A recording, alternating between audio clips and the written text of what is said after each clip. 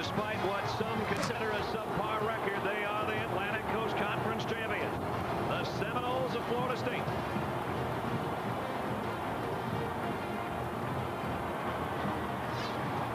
It's the third-ranked Georgia Bulldogs and number 14 Florida State in the 69th Nokia Sugar Bowl from the Superdome in New Orleans. And it's been a long wait for the Dogs. 20 years. They're finally back in New Orleans, and they are the SEC champions.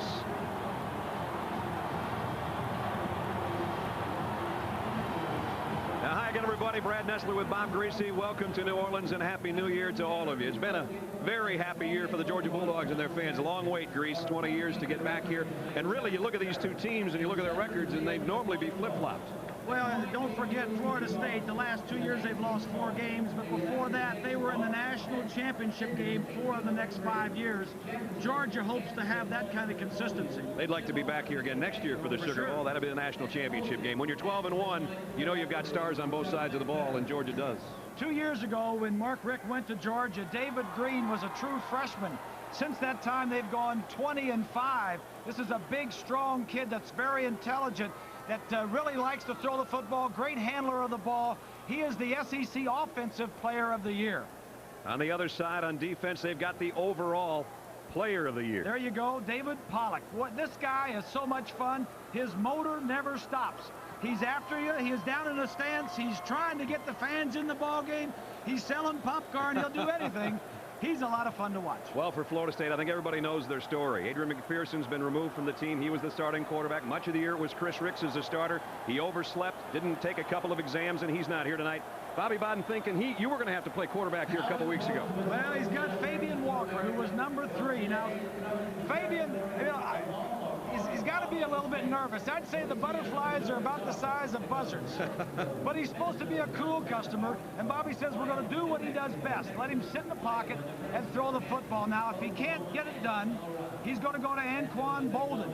Anquan is probably the best athlete on the field, not the best quarterback on the field. If they have to go to him, they might be in trouble. All right, well, we're going to watch that. We're going to talk about the emotion and motivation of this game, because that's a big part. Remember, Florida State's a very proud program. So are the Georgia Bulldogs, and more on that. Let's go down third man on our team. You've seen him once. You'll see him again. Here's Lynn Swann. Well, thank you very much, Brad. You know, there are some alarming trends for the Florida State football teams in the last 3 years.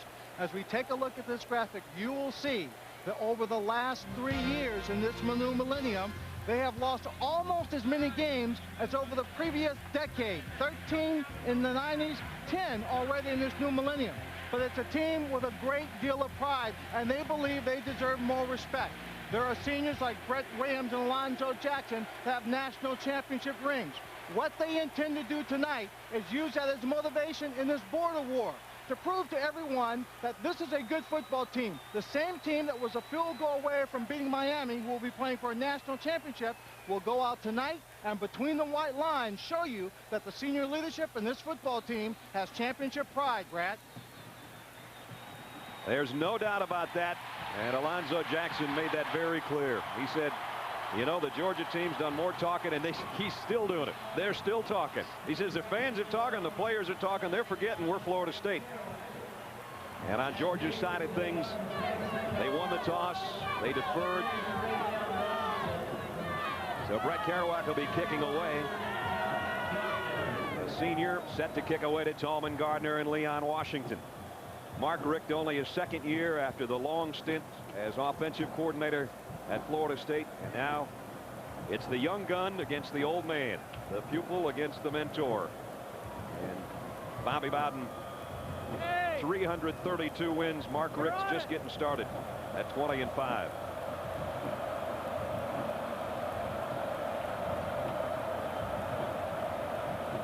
So Gardner and Washington deep. And we're set to go in the 69th Nokia Sugar Bowl. The kick goes a yard deep to Tallman Gardner. Gardner bringing it out, cutting to the left side. Maybe got to the 20 if he was lucky. Derek Holloway ran him out of bounds. So here's the man of the hour that Bob just talked about. At least he's wearing a good number, Griese. I like the number. Fabian Walker, just a sophomore. first start ever. He's attempted 8 passes. He's played in 3 games, only thrown 8 passes. And you got to be a little bit nervous right now. You've got to think that Brian Van Gorder, the defensive coordinator for Georgia, is going to send the house at this kid. So Florida State works from its own 19-yard line. 3 wideouts, and it's Maddox, the tailback in the eye. And it's an end around. Anquan Boldin got a good block. Boldin out to the 27-yard line. We said their bag of tricks was full, and Bobby uses one on the first play of the ball game. As we take a look at the Nokia starting lineups, here's the big fellas up front: Barron, Williams, Castillo, Holland, and Brett Williams, an All-American. 3 seniors on that offensive front. Maddox, a senior, is the tailback. Dean leads the way. Hughes, the tight end. Tallman Gardner and Anquan Boldin are the wide receivers.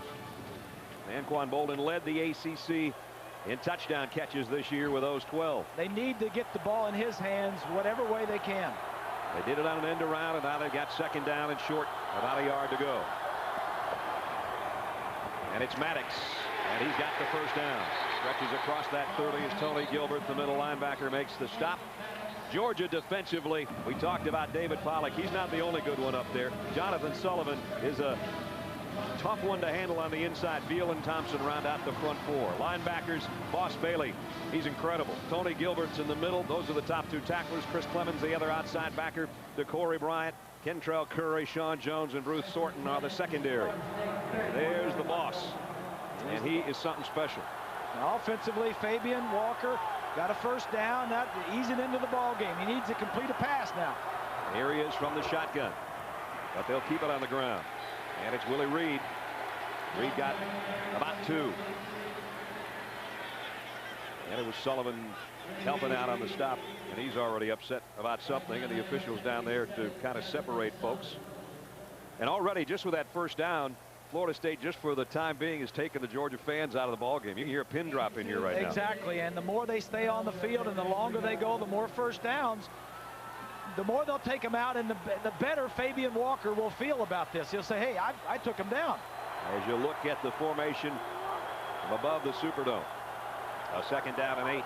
Player coming on the field late. They didn't have enough players on the field. Now the fans start to come to life. The play clock winding down. The toss is to Maddox, and he just gets gobbled up by Sean Jones, the safety. A loss on the play. So this is a good defense. They rank 16th in the nation in overall defense and 4th in the nation in scoring defense. Right here, Sean Jones fills the gap. The defensive end contains the play, and Jones fills up inside. And it brings up the 3rd down and 11 now. And now you would expect we're going to see Fabian Walker put one up. There's the 3rd down conversion. Not good for Florida State. Normally they're much better than that. 3 wide receivers set from the gun. Walker, here comes the pressure. He steps up. Now he'll run with it. And he spins his way out to what looks like a first down. Great move as he was about 3 yards away from the first down marker. Did a little dance, and I think he got it. Well, Bobby said he was a cool customer, and it certainly looked like he was settled down there. Now it's all going to be according to the spot. You see where they put it down. You can see the marker in the upper left-hand corner. But the sticks will have to come out to have a look. And Bobby's going to the headset already. Watch this move by Walker near the end of this run. This is a pocket passer. They say he does not like the scramble. We watched practice the other day. I didn't see him break the pocket at all. Look the way he came down. It should be a first down, and it is. By inches. On 3rd and 11, he got 3rd and 11 in about 4 inches. Yeah, and he did it with his legs, which is still building the confidence of this young kid making his first start. So, a couple of first downs for Florida State, and they move out to the 41-yard line. Florida State not doing too well in the passing game. 60th in the nation in passing offense. Walker, here's the first throw. Down the middle of Boldin. Inside the 40 to the 39. Threw a strike to Boldin. Boldin made a nice adjustment, and it's a 20-yard pickup. Good call. He was a little bit behind him, but it was the first pass. And it was a big one. Bolden just going to run a little square in, going to go down about 15 yards. Kind of rounds it off to the inside, but he makes the adjustment. It's a big drive for Fabian Walker in Florida State. Not the greatest motion in the world, kind of a sidearm, short arm delivery. Really doesn't get his arm up. It's they say he's got a little bit of a shoulder problem and may have to have it fixed after the season. From the 39 of Georgia, play action, pump fake, now comes up short, out in the flat. Nice move by Maddox, as Maddox got to about the 35-yard line. We'll bring up second down at about 6. It's impressive there. He looked downfield. When you're a quarterback, a veteran or a rookie, your progression for your reads is you read deep to short. He looked deep. The post was not there. He came off to the middle range and then dumped it off to his outlet. Very impressive. David Pollock on the sideline already for Georgia. Their top pass rusher, led the SEC in sacks. He's not in there right now. A second down and a long 6. And already Florida State's moved to the Georgia 36-yard line. They fake the end around and go straight up the middle with Maddox. Maddox fighting for yardage. Got it to the 31. Chris Clemens and a host of Bulldogs there to help on the stop. Nick Maddox, a different kind of runner than Greg Jones, obviously. And our Tostitos player comparison in the Florida State backfield. Greg Jones, before being injured against Wake Forest, almost had a 1,000-yard season. We saw him just look remarkable against Miami. What a load he was in that game. But they've lost their whole middle. They lost their center, 2 quarterbacks, and their running back. 9th play of the drive. 3rd down and 2. Georgia looks like they're coming on a blitz. Walker trying to change the play. He's going to have to hustle. And now there's movement. Anquan Bolden came out of his 3-point stance, I know, and I think it's going to go against Florida State. That one just took too long, and you can see Brett Williams is saying, hey, kid, I've been in this huddle 46 games. You got to get faster than that. Hey, he had a lot of things going on there. Yes, he did. Chuck McFerrin's our referee. Our officials from the Pac-10 tonight. There was movement on the offensive line, but we already had delay a game before that, so delay a game on the offense. Yeah, he had a lot of things going on there. Penalty, 3rd down and short. All right, you want to get the 1st down. Now you see the defense. This is Jeff Bowden upstairs. He's calling the plays down to Daryl Dickey, the quarterback coach, who sends them in. But you had a quarterback in the 3rd and short. You had a defense that was attacking, and then you also had to get the ball snapped within 25 seconds, and he didn't do it. Now he's got a 3rd down and 7 to worry about. Walker from the gun. Here comes the Georgia pressure, and he got away from it again. Trying to put a move in the open field and got back across the line of scrimmage. Maybe picked up 2, but Corey Bryant made the tackle. And that's going to bring up 4th down. This might be a situation. It's 4th.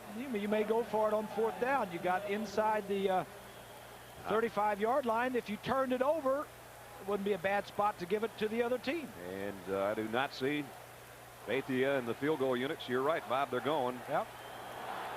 Just tucked inside the Georgia 35. It's 4th down. It would be and 6. It would be a 52-yard field goal. You don't want to punt it, so go ahead and let your offense do it. And now it's Anquan Bolden at quarterback.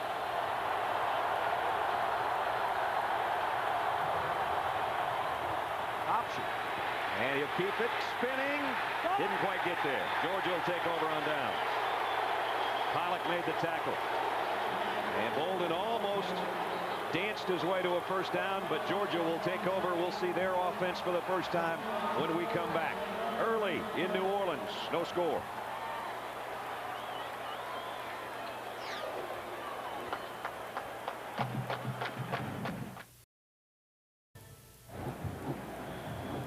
Daryl Dickey, the quarterback coach, talking with Fabian Walker. Looked pretty good on that opening drive. It was a good drive. It was 10 plays, 6.5 minutes. They started on their own 19. That's a positive drive. They did end up short on 4th down, though, so Georgia takes over. The Bulldogs offense working of its own 32-yard line. David Green in the shotgun. Gives it off. Lisa Smith inside, no gain. Travis Johnson in on the tackle. There's David Green. Last year he was freshman of the year in the SEC, and now tremendous numbers this season. Over 2,800 yards, only 8 interceptions against 22 touchdown passes. And 20-5 his career record as a starter. The same record as Mark Richt. He's been the man for him, as Bob said when we opened things up. Actually a loss of a yard on the play. Second down and 11. And now Smith busts it off the right side. Musa Smith into the secondary. Foot race now. One man to beat. Down he goes. But he rips it all the way to the 31-yard line. Alonzo Jackson, I think, got a hand on his shoestring, or he might have been gone. It's a veteran offensive line. All seniors up front there.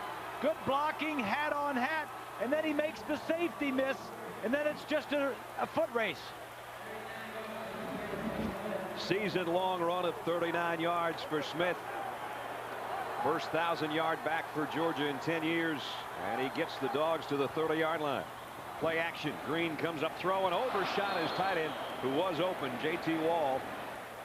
And let's take a look at the Nokia starting lineup. John Stinchcomb's an All-American, both academically and as a player. Jackson, Knight, Breedlove making his 46th start, and Kareem Marshall. Smith, the tailback behind Wall, who that pass was intended for. Watson's a good tight end, and Gibson and Edwards just 2 of 4 or 5 very good receivers for Georgia. 7 seniors on that offense for Georgia. Now it's second down at 10 at the 30. And again, Green will work from the shotgun. Draw play. Smith trying to cut it outside. Florida State's defense very fast, though, and a pickup of about 3 as we take a look at the Noles defensively. Moore starts for the first time at defensive end as they shuttle some people around on the defensive front. Benford Johnson and Alonzo Jackson is the captain and leader there. Boulware, Augustin, and Pope are the linebackers. And in the secondary, Samuels, Ward, Jerome Carter, and Rufus Brown. Yeah, Daryl Dockett and Womble, 2 defensive tackles, are not playing because of injury and suspension. Tony Milton has checked into the Georgia backfield. Green comes up to the line of scrimmage, calmly taking his time to change the play. Third down and 7. Here comes the blitz. Green down the middle, and he got his man at the 15. It's a first down, and it's Terrence Edwards, his favorite target. Pick up of 12 on 3rd and 7. Well, it's a nice combination of Mark Richt and David Green. Mark Richt lays it out for Green, and Green just executes it. Very intelligent. He's a field general. You'll see a lot of good play action fakes by David Green. And for Terrence Edwards, career catch number 202. And it nets Georgia first down at the Florida State 15.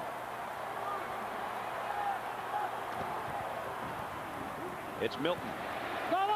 And he got 3, almost 4 on the inside. Tony Milton in for Musa Smith to get some work. This is not your normal defense for Florida State. In their championship years, they would be defensively in the top 5 of all 4 defensive categories. This defense is ranked 62nd in the nation and 95th against the pass. It's very unusual for Mickey Andrews to have a defense rated that high. Reggie Brown checks in as a 3rd wide receiver for Georgia. He's slotted to the left side on a second down and a long 6. It's Musa Smith. Then he's hit immediately. Nice job defensively. Florida State coming in and making the stop and forcing a 3rd down and long.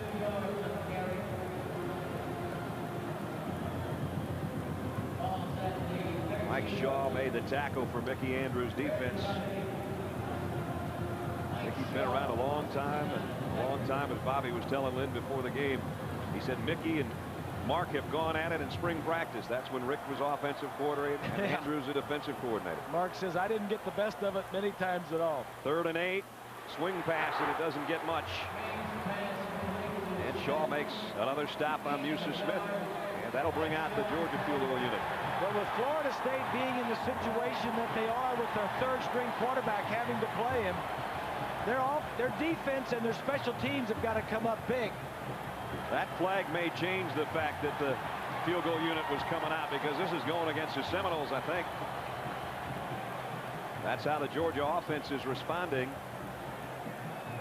Brad, I think you're absolutely correct. What happened, Rufus Brown, number 7 for the Seminoles, had been talking to the receiver on the opposite side. He continued to draw the play before the officials separate him. On this last play, he continued the conversation, After the play, and the officials threw the flag. dead ball, unsportsmanlike on the defense.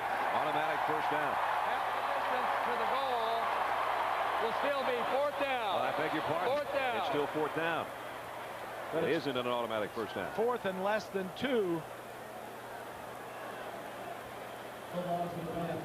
It looks like the Bulldogs are going to go for it.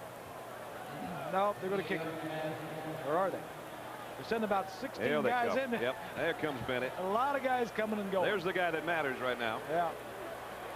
Billy Bennett, a junior and a local product right out of Athens. 22-28 on the season. 23-yard field goal attempt to put Georgia on the board. And it's the Dogs out of the blocks first. Florida State's defense held, but Georgia gets 3 out of its opening march with 4:19 remaining first quarter. And the Georgia Bulldogs leading in New Orleans 3-0.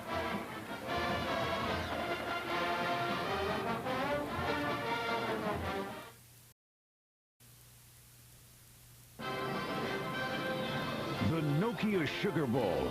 This ABC Sports exclusive presentation brought to you by the easy-to-use Nokia 3650 camera phone. Nokia, connecting people. Ford F-Series Super Duty with the all-new Power Stroke diesel. Circuit City, we're with you. And Bud Light, for the great taste that won't fill you up and never lets you down. Make it a Bud Light.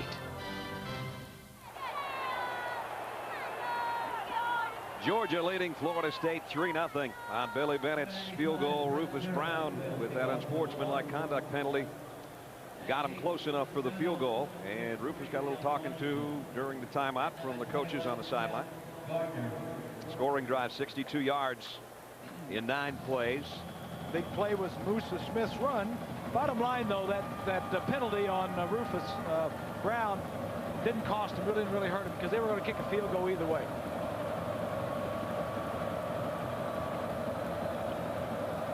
Georgia set to kick away.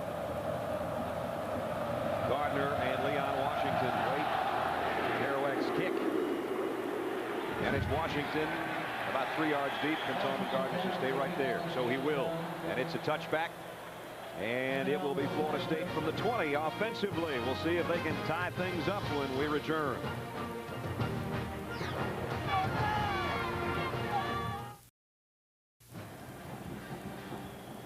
Florida State's second offensive possession. They trail by 3.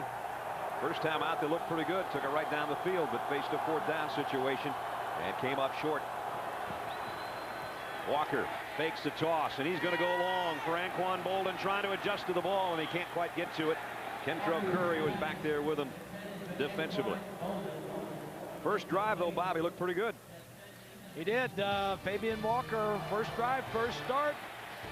3rd down, scrambles a little bit. Nice move. He says, I can do this. It's, you know, I've been sitting on the bench watching, but here's my chance. Hits a square in for a first down. Moved him 10 plays. Like I said, 6.5 minutes. Successful first drive, and I like the first down play. Throw it down the field. Give him an opportunity to make a play. There's the numbers on Fabian Walker. 2nd down at 10. Florida State from its own 20-yard line. As you look behind Washington in their tailback. Nice play action, but here comes the heat from the Georgia defense. Walker got away from one, and he's intercepted. Curry picks it off for the Dogs. Georgia takes over on the first mistake of the ball game. Curry was the guy covering Bolden on the previous play, and this time from his safety position, read the quarterback and got the pick. He's trying to throw it to the crossing route. He's going to roll out to the right side here, but watch what happens when he gets out there. The receiver crossing is who he's going to try and throw the ball to. He's looking back to the inside of the field. This is the guy he's throwing at, but he does not see number 4, Curry, on the outside. That's the speed of the game that you don't get in practice. Nice interception by Kentrell Curry, his 4th of the year. And now Georgia takes over at the Florida State 34. Blitz coming, Green, play action, deep middle. Just overshot Watson, his tight end. The safeties are there converging. And Georgia wanted to go for all of it on the first play on a sudden change. Yeah, and unlike Florida State, Georgia throws to their tight ends. Right. This kid's caught 30 passes on the year, 4 for touchdowns. When Mark Richt was at Florida State, they hardly ever threw to their tight ends. Brings up 2nd down and 10. Again, Green will work from the gun. And a 3 wide receiver set. Green with the throw. This one's complete to Gibson. Caught it! No! Inside the 30, down to about the 28-yard line. And it will bring up a 3rd down. All right, McFadden was there.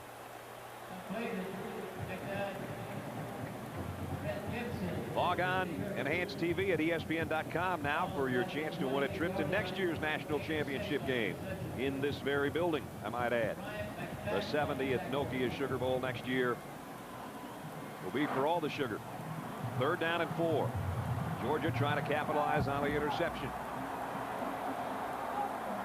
Florida State almost jumped defensively, and now Green again calmly backpedals, changes things up. Now he's down to 5. Gets the snap away. Here comes a blitz. Smith trying to run by it and couldn't.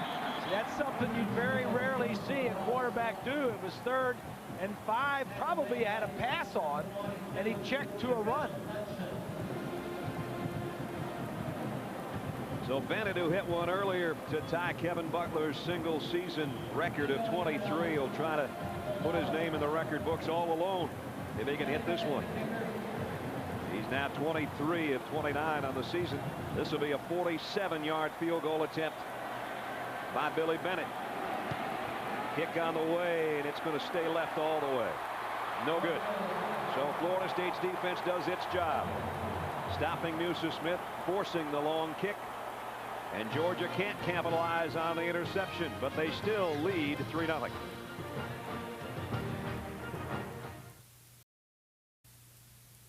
And after 22 years, The NHL on ABC returns January 11th. Back in New Orleans, first quarter.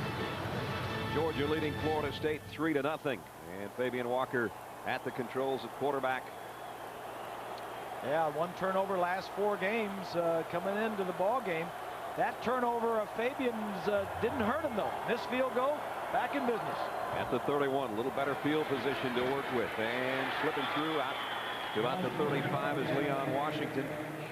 Alonzo Jackson, one of the captains on the defense, knows number 12 probably as well as anybody. They played high school ball together in Americus, Georgia.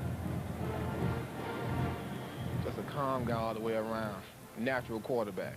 Can really throw the ball. People don't really understand how well he can throw the ball. I mean, I played high school with him. I understand. I've seen him in clutch situations when it had to throw, had to be made, and he makes it. I got all the confidence in the world in him. That's the guy that's going to get it done for us. We'll see if he does. So far, he's done pretty well with the exception of 1 stray pass on the ground. And maybe a yard for Leon Washington. Tony Gilbert, the inside linebacker, made the stop again. Fabian Walker at Americus, Georgia, was highly recruited, over 8,000 yards passing. Everybody wanted this kid to play quarterback, including Georgia. Everybody was after him. Georgia, 81 touchdown passes. Yeah, Georgia was after him. Florida State was after him. Mark Richt got him at Florida State. Liked him better in high school as mechanics than he did McPherson and Ricks, who eventually came to Florida State. Fabian loves basketball, and as a freshman at Americus, Alonzo Jackson says he wouldn't be playing football if I didn't drag him down to the field. He didn't want to play football. 3rd down and 5. He's playing in a big football game right now. From the gun, down the middle, in and out of the hands of the intended receiver. Looking for a flag is P.K. Sam, and he got one. Tim Jennings was there covering and came over the top, it appeared.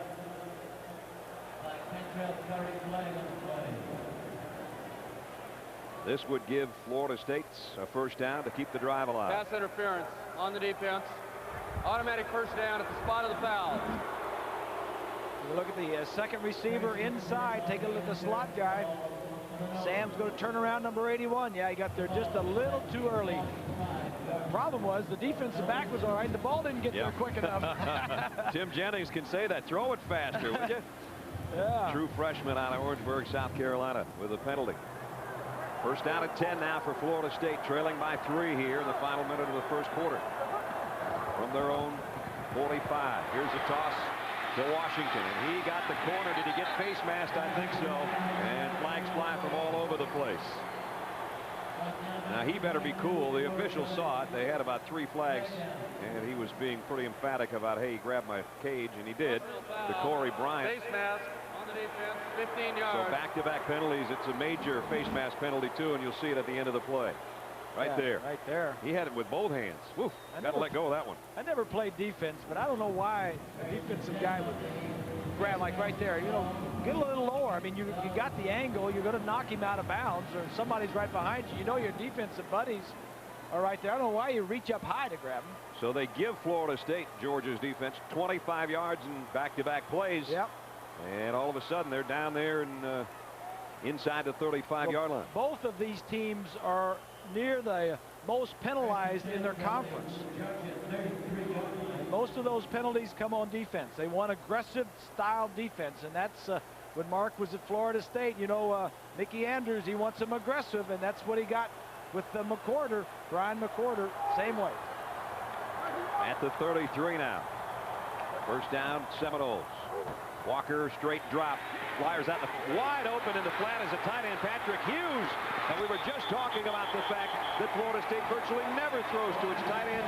And man, somebody forgot to stay on number 82. He got 14 yards. Well, this is the 14th game that Florida State has played this year, and the fifth pass that the tight end has caught. Number 82 is just usually flare control.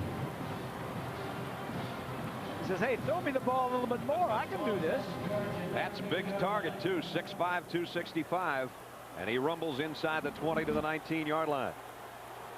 Fabian Walker's completed passes to 3 different receivers now. And we're in the waning moments of the first quarter.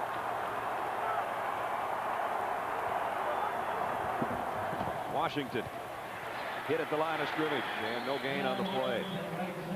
Will Thompson, the sophomore out of Warner Robins, makes the tackle from his defensive end spot, and that is going to bring the first quarter of the 69th Nokia Sugar Bowl to a close. Defensive battle so far. Georgia leading by 3 on a Billy Bennett field goal. ABC Sports presentation of college football. We'll return after this message and a word from our ABC stations.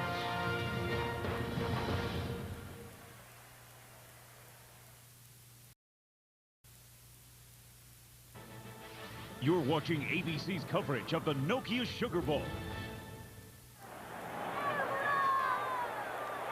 Georgia with a lead as we head into the second quarter. Brad Nessler, Bob Greasy, Lynn Swan, and our ABC crew at the 69th Nokia Sugar Bowl at the Superdome in New Orleans. David Pollack trying to get the Georgia fans into it a little bit. I love the way he plays defensive end and also cheerleader on the field. Walker from the shotgun. Here comes a blitz. Walker over the middle. And is it complete? Anquan Bolden went to the turf. They say yes, he caught it. Right at the 10-yard line. Bruce Thornton there, pickup of 9. This is one of the problems with the throwing motion for Fabian Walker. He doesn't get his arm up, and he throws a lot of balls low. You just throw a slant, the safety is going to blitz inside. Slant is right there. He just doesn't get the ball up. He was doing that about half the time in pregame warm-ups when he was throwing that same route. You might have seen Anquan Bolden when he got up, look at his elbow, because he scraped it pretty good to have to go down and scrape that one off the turf. This is the first time Florida State's played on AstroTurf all year. 3rd down and a yard at the Georgia 10, and Fabian Walker doesn't want to blow an opportunity here for a score. So he'll call a timeout with 14-17 remaining first half. Still, it's Georgia leading Bobby Bowden Seminoles by 3.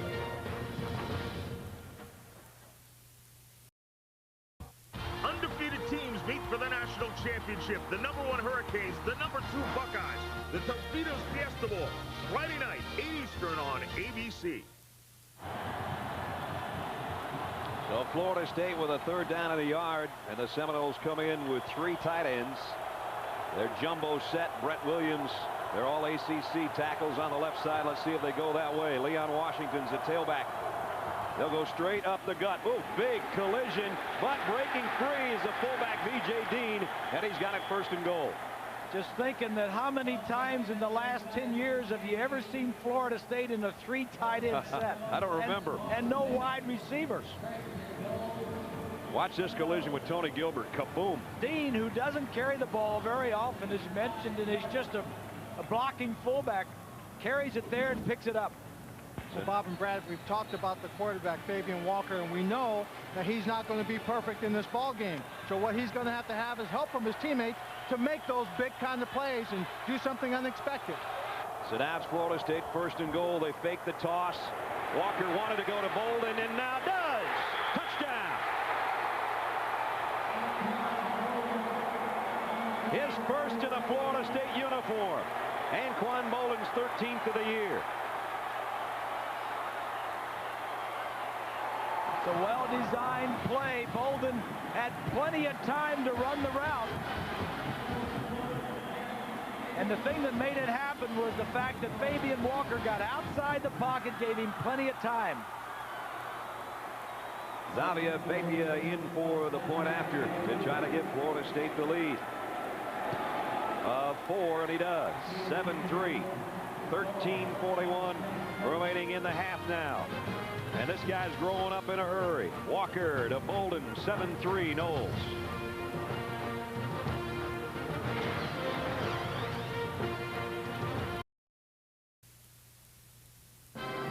The Nokia Sugar Bowl. This ABC Sports exclusive presentation brought to you by the easy-to-use Nokia 3650 camera phone. Nokia, connecting people.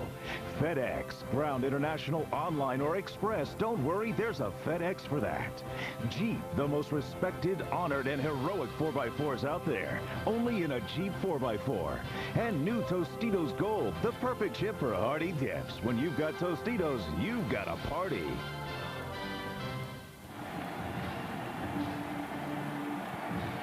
Go back to the touchdown. Here you go. Look what we got out here. We got all this. We got all the other guys inside. Now what he's going to do, he's going to come down, run all the way in, and come back to the outside. The quarterback's going to get outside the pocket. That's what gives him time to run this route. He goes all the way in, then comes back out. The defensive back says, hey, you ain't got time to run that, but he doesn't know that the quarterback is outside the pocket. And the fake toss by Walker sealed off that Georgia defense with the exception of the guy trying to stay with Anquan Bolden. And it's 7-3. You know, the other thing that helped that drive was all the penalties. No doubt. The face mask and the other one. Gibson takes it about 7 yards deep, and he'll take a knee. So Georgia will have to work from its own 20-yard line now, and behind for the first time today, trailing 7-3 with 13:35 to go in the half. Anquan Bolden, who came into Florida State because he wanted to be a quarterback. Swanee, that didn't last too long. He didn't stay quarterback that long. Well, he only stayed a quarterback for a day. Matter of fact, other schools have promised him a chance. Well, they looked at him and said, maybe you can be a quarterback. We want you to be a wide receiver. But when he said he wanted to be a wide receiver, Bobby Bowden said, you better go home and talk to your daddy. Make sure he knows that was your decision, not mine. That's right. Bobby said he could play quarterback at FSU, and then he was surprised. Only took about a practice. Nice play fake by Green. And he's been a quarterback his whole life. And here he goes to Reggie Brown. And Reggie's got a first down. Green so cool and mature beyond his years because he's just a sophomore. There's a lot of things I like about him. He's in control. He's a very cool customer. He's just another coach on the field. He's played for 2 years. He's had 25 starts, and he's going to get to play 2 more years at the University of Georgia. First down. Green fires. This one he was trying to get to his tight end. Watson's looking for a flag and doesn't get one. B.J. Ward was there from his safety spot defensively. Our Aflac trivia question, our final one of the year. Over the last 2 seasons, Georgia Bulldog players have been awarded black and white bone decals for their helmets. What do those colors signify? Well, we'll tell you a little bit later. Well, that's not fair because you live in Georgia. Well, Swanee and I are outside the states. I'll give you a hint. There's a lot more white bones on helmets than there are black bones on most guys' helmets. And another hint, John Stinchcomb's got a lot of both. No, I probably just gave it away right there, didn't I? Second down and 10. Play action. out in the flat. Watson was open and Green underthrew him. He made the catch, but he was down right there because he had to go to the turf to make the catch, and he picked up 5. Well, Watson did the good thing. Instead of just trying to reach for it and run, he made sure that he caught the football before he tried to run with it. That's another 3rd down and 5 situation for Georgia. Georgia 41% on their 3rd down conversions this year during the season. A season that has so far produced 12 wins in 13 outings. Their only loss was to Florida, 20-13. Green on 3rd and 5, wanted to pump fake. Here comes the pressure, and down he goes. First sack of the night. Travis Johnson, I think, is going to get credit for it, but Michael Boulware is the guy that made the play. And he had a guy, they stopped and went stop and go, and he didn't see the receiver. Down here, he's going to run a little stop and go. He's going to stop right there. Look at him jump, and look at him. He's running right past him. But by that time, he had other things to worry about. And so now it's a punting situation. Kilgo set to kick. Florida State packing 9 in there like they're going to put some heat on the punter. We're after this one. They don't get there, and he got off a dandy. Leon Washington waits on it at the 21-yard line. Washington some room to work, though, after the long punt. He got back to about the 34, I think, is where they're going to spot it. As the field judge comes over to put his foot down after a 48-yard kick. Coming up, the Pontiac Performance Halftime Show. John Saunders and Terry Bowden will break down today's early bowls and take a look ahead to the FedEx Orange Bowl tomorrow night, and then the National Championship Tostitos Fiesta Bowl. John and Terry coming up at halftime in about 12 minutes. From high atop the Superdome, we look down on the Florida State offense that scored a touchdown last time after going 69 yards in 8 plays. Used a little under 4 minutes to cap it with Walker's touchdown throw to Anquan Bolden. 3 possessions for Florida State, 1 touchdown. Walker's confidence gaining as he goes, trying to get away from a sack, and down he goes. And it's going to be Will Thompson, who's had a good first half here. Thompson's kind of the guy nobody talks about because Pollock had so many sacks and Sullivan's such an NFL prospect. But watch number 58 stay with it. You got it. He's right here on the outside, number 58. He gets blocked. That's a sack.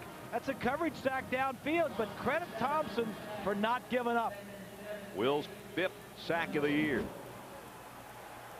And it forces 2nd down and 18 now. Those are the kind of situations you don't want to get in with a first-time starting quarterback. Well, now you automatically think, like Florida State, just don't make a mistake here.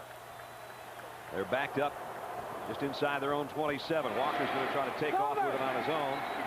Tony Gilbert is the first guy that hit him. And Boss Bailey cleaned up, and he'll going to bring up a 3rd down and long. Bailey was a high school quarterback. I saw him before the game, and he's 6'3" and 230, and he's kind of thin. And he was a hurdler in high school. He made the state finals. Just an outstanding athlete. 3 block kicks this year. One of those we'll show you later on. He, of course, is Champ Bailey's little brother, if you want to say little. He's got a vertical jump like you wouldn't believe. 3rd and 15.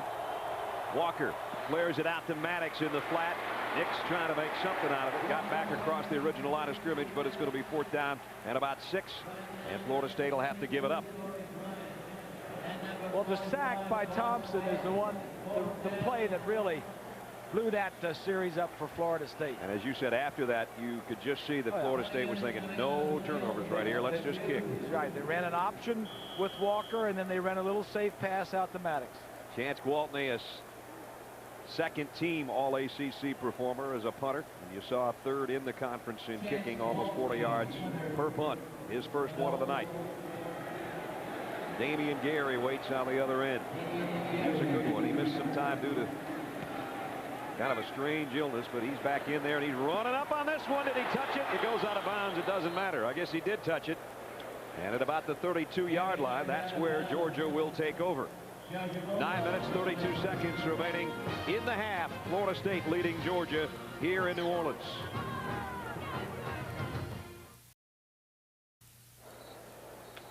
That's David Green's start. He's going to take a break from this offensive series.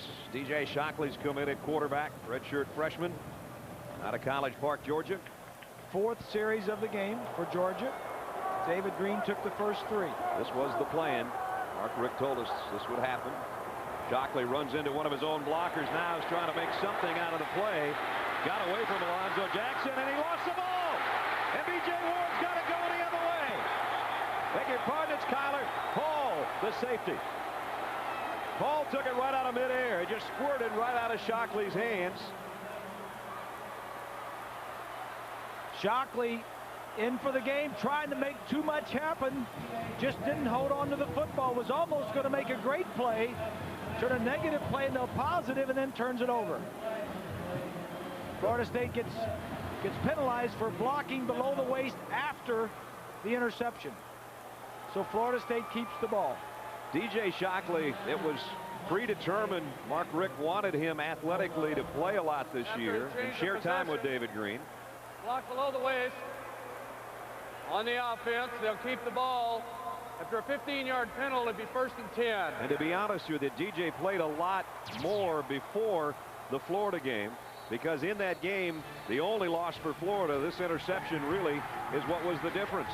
And from that point on, also there was an injury mixed in there at a time, but he didn't play as much as he had up to that game. Now let me say this. I agree with what Mark Richt has done. You have 2 quarterbacks. They are both talented. If one gets hurt, at the end of the season, you better have somebody else that go in and play. The unfortunate thing is, when the second guy comes in, everybody is up to speed, game speed, and you may not be. So sometimes you come in and you'll turn the ball over. But Georgia's done a pretty good job of overcoming any mistake that Shockley has made. And they have talked with him about his plans. We'll talk about that in a moment. Here as a handoff goes. Maddox got about 3, maybe 4. Will Thompson made the tackle. DJ Shockley has said this past week or so that he is planning to return to Georgia. There's a lot of talk about whether or not he would transfer to another school, because quite frankly he wants to be a starting quarterback, play full time. His dad's a coach. Don's a coach at North Clayton High School, and he's talked it over with his dad. He says, I'm coming back. Well, Shockley is a redshirt freshman. He's in his 2nd year. David Green has 2 more years to play if he wants. And Mark Richt obviously wants him to stay, and Green knows he's staying. Here's Walker, flipped it out in the flat, incomplete, intended for Maddox, and it's incomplete. Just to make sure, Georgia was picking that ball up, thinking it might have been a lateral. Sean Jones picked it up, headed to the end zone. Bob and Brad, I just want to point out one thing that has worked to the advantage of Fabian Walker and Florida State, and that's the fact that the crowd seems to be sitting on its hands. Boy, you're not kidding. Unfortunately for Fabian, the Florida State team wasn't really able to work with him a lot with crowd noise before this game. So you figure a young guy coming in and he had to deal with a lot of crowd noise would be a real problem, but these fans have really been sitting on their hands. I think there was a little too much French Quarter last night, Swanee. 3rd down and 6. You mean for the players? The players. No, the fans, not for the players. Here's Walker, and he's got it complete. Tallman Gart. Oh, PK Sam. On 3rd down and a long 6, he finds Sam for 8 and a 1st down. I think that's like the 4th completion for a 1st down for Fabian Walker. Just pitch and catch. You know, PK Sam is like the 4th or 5th receiver. I'm sure Fabian Walker had a lot of practice with him when he was down the 3rd string quarterback. Probably his favorite receiver. He and PK got a lot of time together. Looking into the Seminole huddle, they lead 7-3. 8:20 remaining in the 1st half. And a 1st down at the 38-yard line of Georgia. There's the 1st down play selection. More runs than passes. This one will be an end around to Anquan Bolden. So he's thinking about throwing. Yeah, there was a receiver downfield, but he wasn't open. He just kept it and ran it. Moss Bailey stayed right with him, and Bailey made the tackle.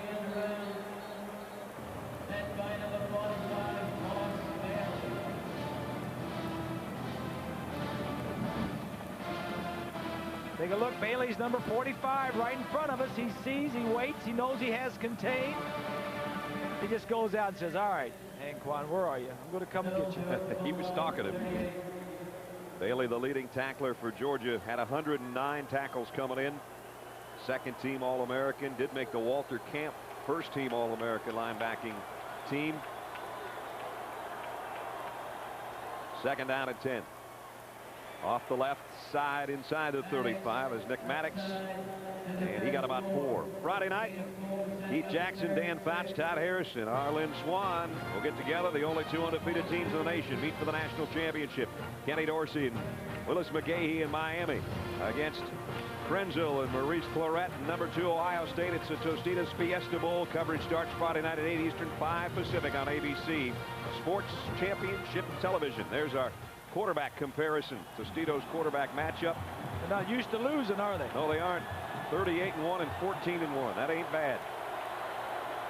3rd down and 6 for a guy making his first ever start. Walker getting some pressure. Lofts it, and it's intercepted. Down the sidelines, Bruce Thornton. Thornton's got everybody beat. He's gone. Touchdown, Georgia.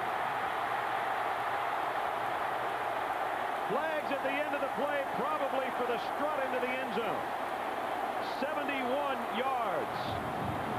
But Thornton did a little bit too much neon from about the 12-yard line in, and I think that's what the flags are going to be about. This is one of the critical mistakes that Bowden was talking about before the ball game.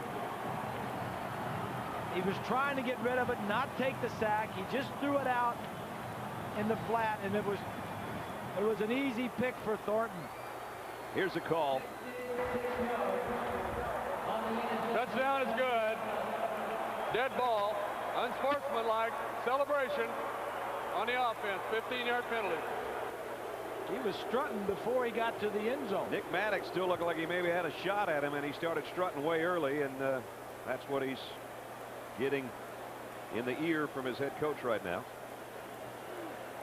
Nonetheless, a 71-yard interception return. What it does force, though, is a 35-yard extra point for Billy Bennett. And this is no chip shot.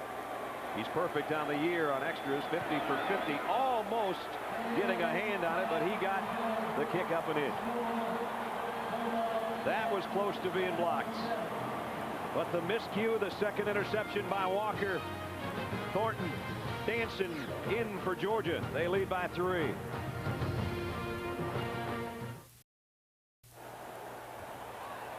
Bob, the first Walker misfire didn't cost him. This one did. It did. It did. And the Shockley mistake didn't hurt him. He's trying to throw the ball to the receiver right here. But look at the the defensive back right there is going to pick it off and take it down the sideline. Just a little overthrow. You just can't do too much. You know, you got to take a sack. You got to make sure that the ball that you throw is not going to be picked off, and he made a mistake. So second interception turns into a Georgia touchdown. Their 3rd interception for a touchdown this year for the Dogs. 2nd pick of the year for Thornton. He was penalized for the high strut on the way to the end zone. Darrell Dickey spent much of the time out talking to number 12 there, trying to keep his quarterback cool about the mistakes he's made. Tolman Gardner will take the kick from the 7th. Trying to go to the wide side and outrun everybody, and Gardner gets out to about the 30, maybe the 31-yard line. Our Aflac trivia question we asked you earlier. Over the last 2 seasons, Georgia players have been awarded black and white bone decals for their helmets. What do the colors signify? Swanee, your guess. Well, let me see. If they're not chocolate and vanilla dog bones, I'm thinking that the white bones are for achievement on the field. Maybe the black bones are for the academic achievements in the classroom. Boy, now this is a guy that does a lot of work. Hey, I'm going with vanilla and chocolate. You like that? Oh, I You like that. Yeah, especially with UGA. It is what Swanee said. The white bones for what you do on the field, and the black ones for academic achievement. That's why I said Stinchcomb's got a whole bunch of both, because he's an academic All-American and a first-team All-SEC performer. Will Thompson's having a first-team SEC-type first half, I'll tell you that. 2nd sack for him. And there's the official answer. And our Aflac trivia question contest for the year is over. Did they do that before Mark Richt got it there, or was that just since Mark? I think it's just since Mark with adding the academic ones. Yeah, Mark's done a lot of nice things in Athens since he's gotten there. This whole thing is like a family. Yep, he's embraced the tradition of Georgia football, loves it. Vince Dooley, of course, the athletic director, was longtime head coach and the last guy to bring Georgia down to New Orleans for a Sugar Bowl. And hopefully Vince is going to join us in the second half a little bit. 2nd down and 13. Walker in trouble. Down he goes. It was in big trouble because somebody went the wrong way. It looked like an option, and the back went the other way. If he would have pitched that ball, nobody was there to take it. There he is, Swain, freshman, made the hit on him, and that's 3rd down and a mile again. 5 minutes left in the half. Georgia by an interception return for a touchdown, leading Florida State by 3. And I don't think it was Fabian who went the wrong way. I think it was the back that went the wrong way. 3rd down and 16. Washington is the tailback. Let's see if they play it safe or not. They will. And he's going nowhere. Jonathan Sullivan, the defensive tackle, made the stop. Big fella out of Griffin, Georgia, that a lot of people think may turn pro when this game's over. Don't forget, coming up at the half, it's a Nokia Snapshot Jackpot. And the lucky fan has a chance of winning $200,000, all coming up at the Nokia Snapshot Jackpot. So I'm sure some nerves in that family right now. And 4 minutes and change remaining here in the half as Gwaltney's set to punt inside his own 15-yard line. Hangs up the kick. Gary again bobbles it this time, but he finds the handle, and he's all the way down to the 38-yard line of Florida State. Great field position for the Dogs. They've got the lead, they've got the ball, and they'll have a 1st down when we come back to the Superdome in a moment.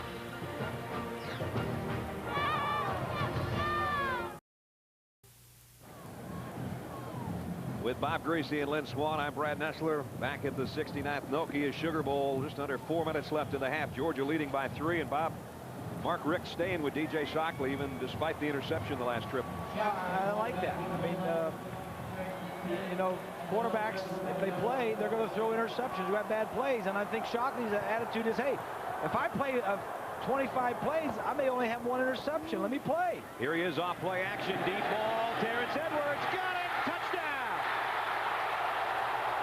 That's why you leave him in there. Shockley to Edwards. And Georgia just shocked Florida State. 1 play after the punt return, they score again.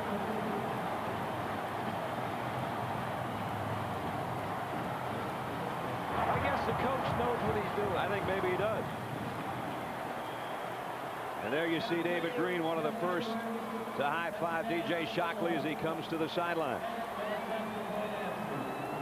Shockley's 5th touchdown pass on the year. And Terrence Edwards' 30th of his career, which is 1 shy of the all-time SEC record. Here it is again. Great field position. Edwards on Samuels. He makes him miss at the line of scrimmage. Now he's got the advantage. He slows down because the ball is a little bit short to defend against the defensive back.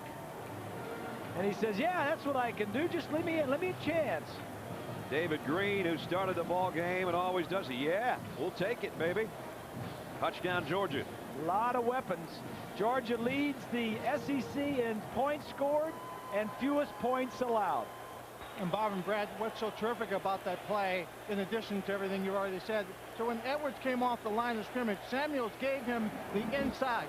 He could have taken it, but instead he forced the outside position on the release, enabled the quarterback to have a good angle to throw that ball. You're wondering, that's a happy face from Uga. Uga doing a little dance. Georgia in the last about 18 seconds has scored 2 touchdowns. Yeah. So much for time of possession, because Florida State's had the ball more than twice as much as Georgia, but the Dogs lead. Terrence Edwards' last touchdowns made it 17-7. Receiving yardage, school record. Nobody's ever had a 1,000-yard year, and unless Terrence goes to sleep at halftime and doesn't come out to the 3rd quarter, he's going to hit the magical 1,000-yard mark. And he's already caught a couple of balls here today. His 202nd and 203rd of his career, and his 30th touchdown. Craig Yeast of Kentucky and Chris Doering are the guys that share the record of 31 SEC touchdown catches in a career. Edwards is not that big, only weighs like 177 pounds. Kerouac's kick floats down to Leon Washington at the 7. And only to the 21. He's smothered there.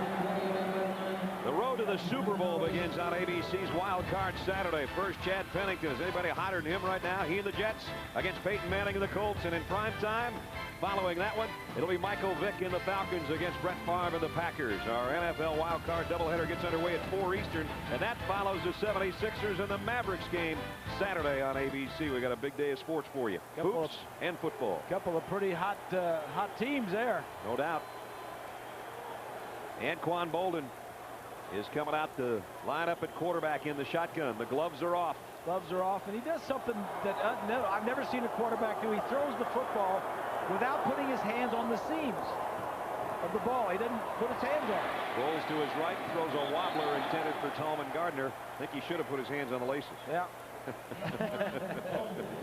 Anquan was a great high school player as well. He was the player of the year in the state of Florida. Because of those senior statistics. And then, of course, Adrian McPherson was Florida's Mr. Football and Mr. Basketball and became the starter about 2/3 of the way through this season. And then with an investigation going on about the theft of a check, Adrian McPherson was removed from the team. Chris Ricks, who started most of the games this year, suspended for this one for missing exams, and that's why Florida State's running number 4 out there, quarterback. And Boldin got a first down. Great run. That's what Bob was talking about earlier. You can't take away from the athletic ability and what he can do like that. And this is not a small guy. He's 6'2" and 225 pounds, and he's very athletic. He's, like I said, he's probably the best athlete on the field, playing quarterback, and now he's just playing running back right here. And you got to remember, he's coming back from an ACL that kept him all of last year out of the lineup. Yeah. Tonight, as a receiver and a quarterback, what he's done. He does have the touchdown catch, but now here he is on the other end taking the snaps. First down, Florida State after that 12-yard scramble. Here's the option. Toss to Washington. Washington cuts it up top inside and stays on his feet. Lost the ball.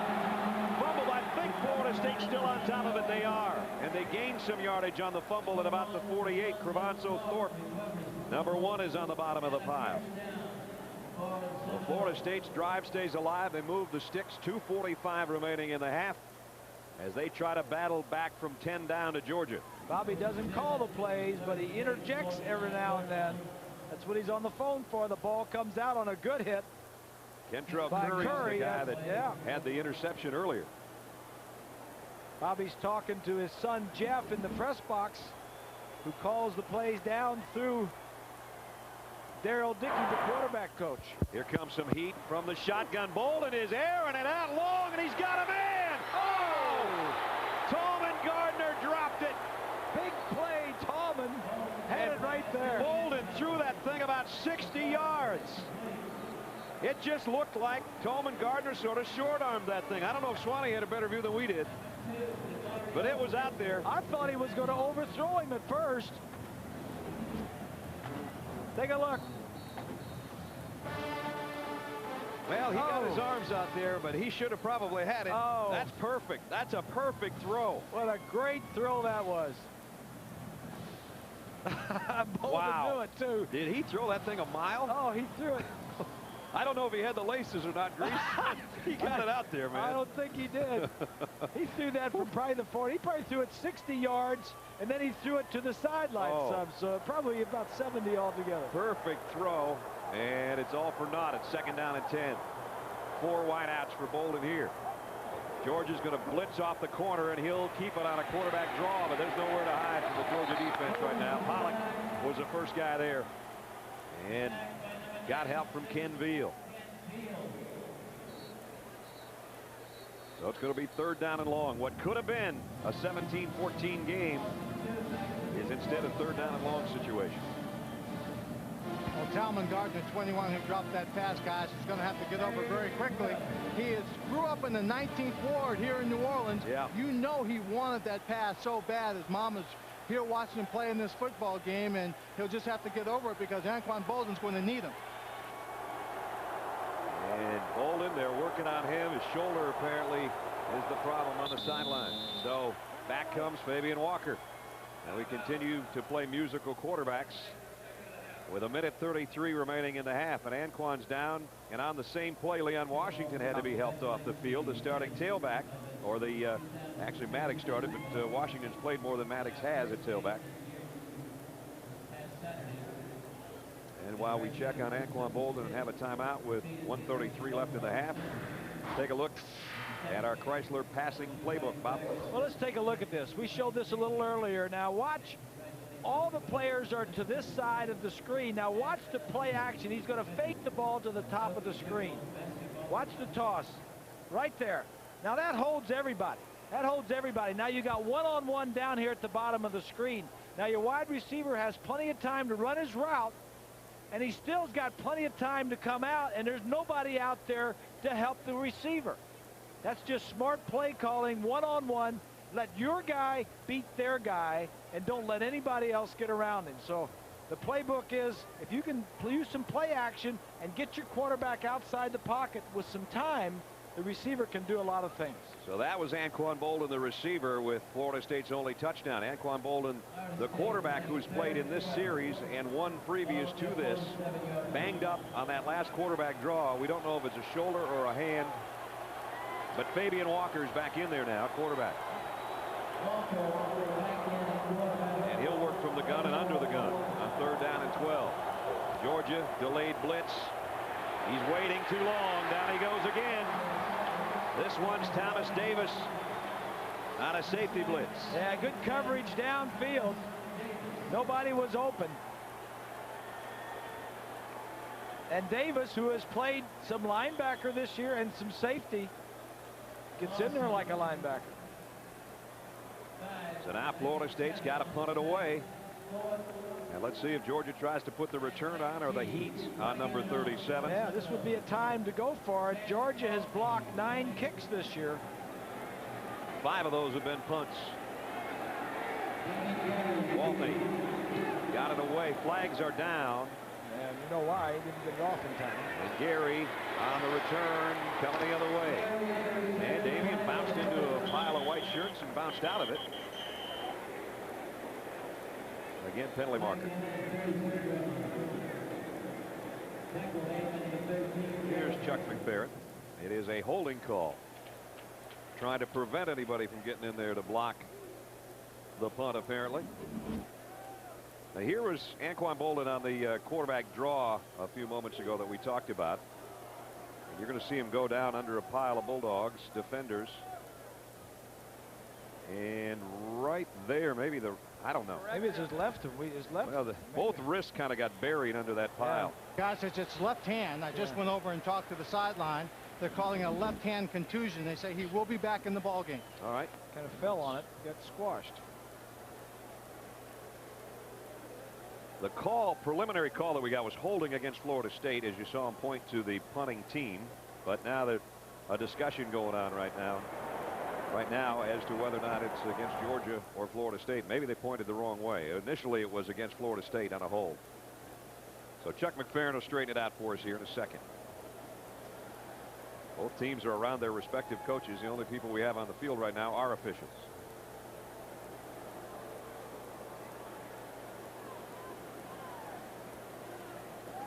All right, Chuck, we don't do anything with the next 39 seconds until you tell us what it is.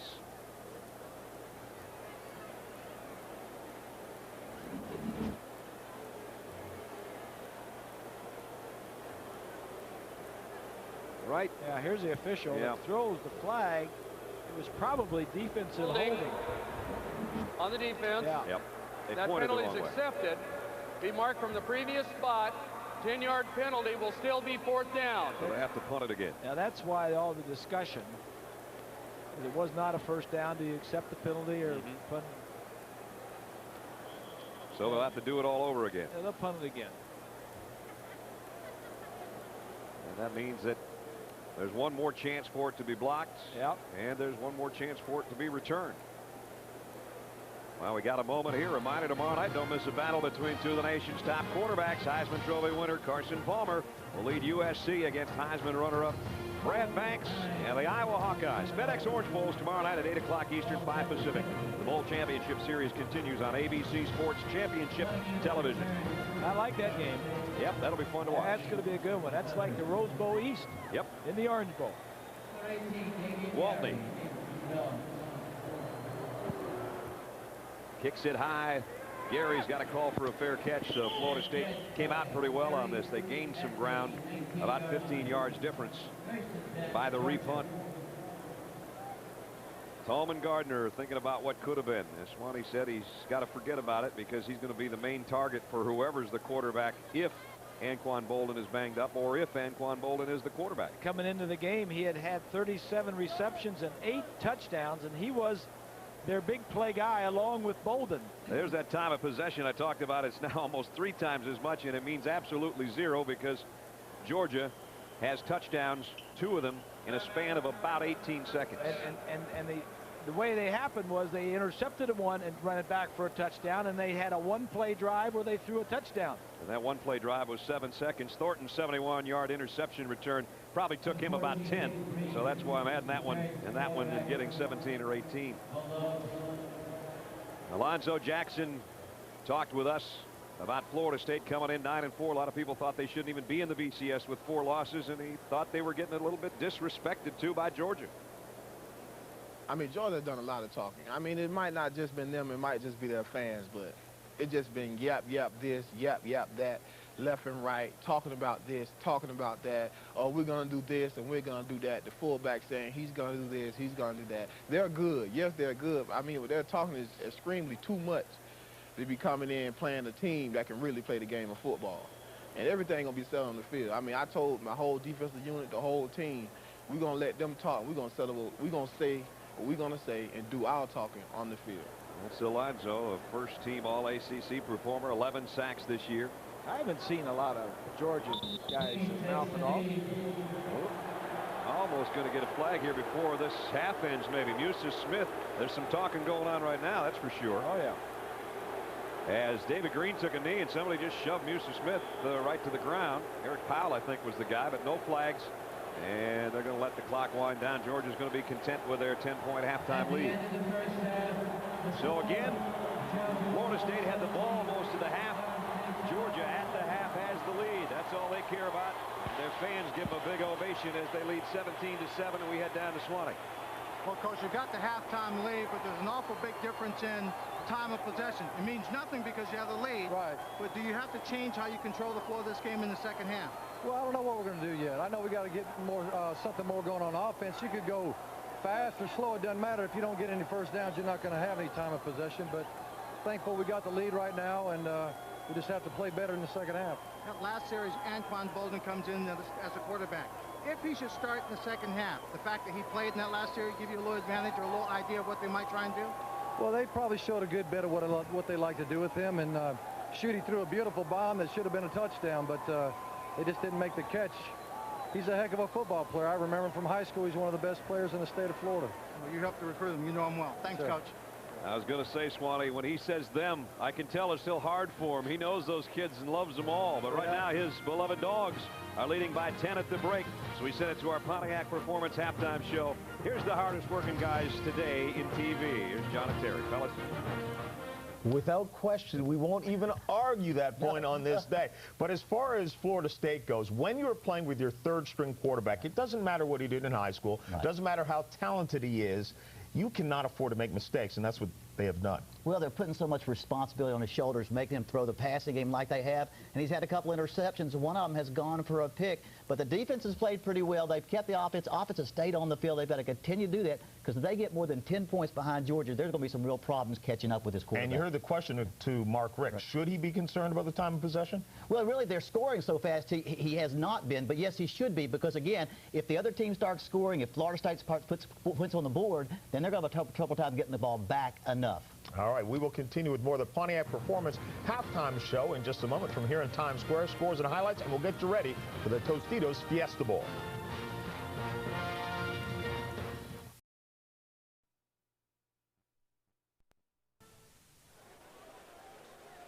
Back at the 69th Nokia Sugar Bowl in New Orleans, Georgia. Its first trip here in 20 years. They lead by 10 at halftime. 17-7. Welcome back, everybody. Brad Nessler and Bob Griese. I think the best long pass I've seen thrown all year was by Anquan Boldin. It was incomplete, or we'd have a closer score than we have right now. Same thing happened in the North Carolina State game. He dropped one there. He's caught a lot of big passes, but Florida State needs to do the same thing in the second half they did in the first half. Control the ball, keep their offense off the field. Just don't throw them an interception for a touchdown and catch the ones you got. The guy that did start at quarterback, Fabian Walker, sort of a mixed bag in what he's done so far. He's done some things pretty well. He's done some good things and some bad things. He's running. He got into the ball game by picking up a first down, moving around a little bit, ran for one. Now he's going to throw for a touchdown. The Boldin in the corner. The mistakes will kill you. You cannot turn these things over. That's Thornton's 71-yard touchdown. That put Georgia in front to stay up to this point. And, you know, talk about two quarterbacks. We knew we were going to see Georgia have two quarterbacks in there, too. And DJ Shockley came in, and I said, you know, should we show the interception from the Florida game? You said, leave the kid alone. Let him get a play under his belt. This was the play. Yeah. But, you know, he's a lot of talent, and he's, you know, but if he plays, well, I said 20 plays. He plays 2 plays. He made up for it. and I'm glad that Mark Richt said, hey, go back in there and do it and take another drive. Yep. And he came out with some points. So David Green, the starter, says good. We got the touchdown. So one play, 37 yards, touchdown. We're going to see probably 4 quarterbacks in the second half too. And Anquan Boldin will have to check on him and his injury status. Right now, let's head down. Lynn Swann on the field. Swanee. Well, Brad, I think Anquan Boldin is going to play in the ball game. He just bruised that left hand. But Bobby Bowden said he's going to start the second half with Fabian Walker and see how he goes, although he intends to move Anquan Boldin in there. For his mindset, the difference in this ball game is big plays. You see Green make a big catch for Georgia, and then you see a drop pass by Talman Gardner, and so it's very difficult for Florida State to be on top in this ball game. Defensively, he feels like his team is in this ball game 100%. What he's going to have to do, he said, is throw quicker passes in the second half with his offense, because his offensive line is not protecting his quarterback as well as he'd like to see it done. Brad? Yep, good point. All right, Swanee. You know, it's amazing, Bob. Swanee's been walking around New Orleans the last 3 or 4 days with a goatee. And all of a sudden, I just realized he's clean shaven. Cleaned up, didn't he? He did clean up nice. Yeah. Must have been Chirina said, get rid of that thing before the game. Yeah, Had a little salt and pepper working in it. That's probably why. But I could use it. Well, it shows my age a little bit too much. You know I'm only 25. That's right. I could use a telestrator and put it back on there for you. Here's the kick. Georgia will get the football first. Gibson 5 yards deep, and he wants to bring it, so he will. Don't know if it was a good choice. It wasn't. Out to the 7-yard line. That's all.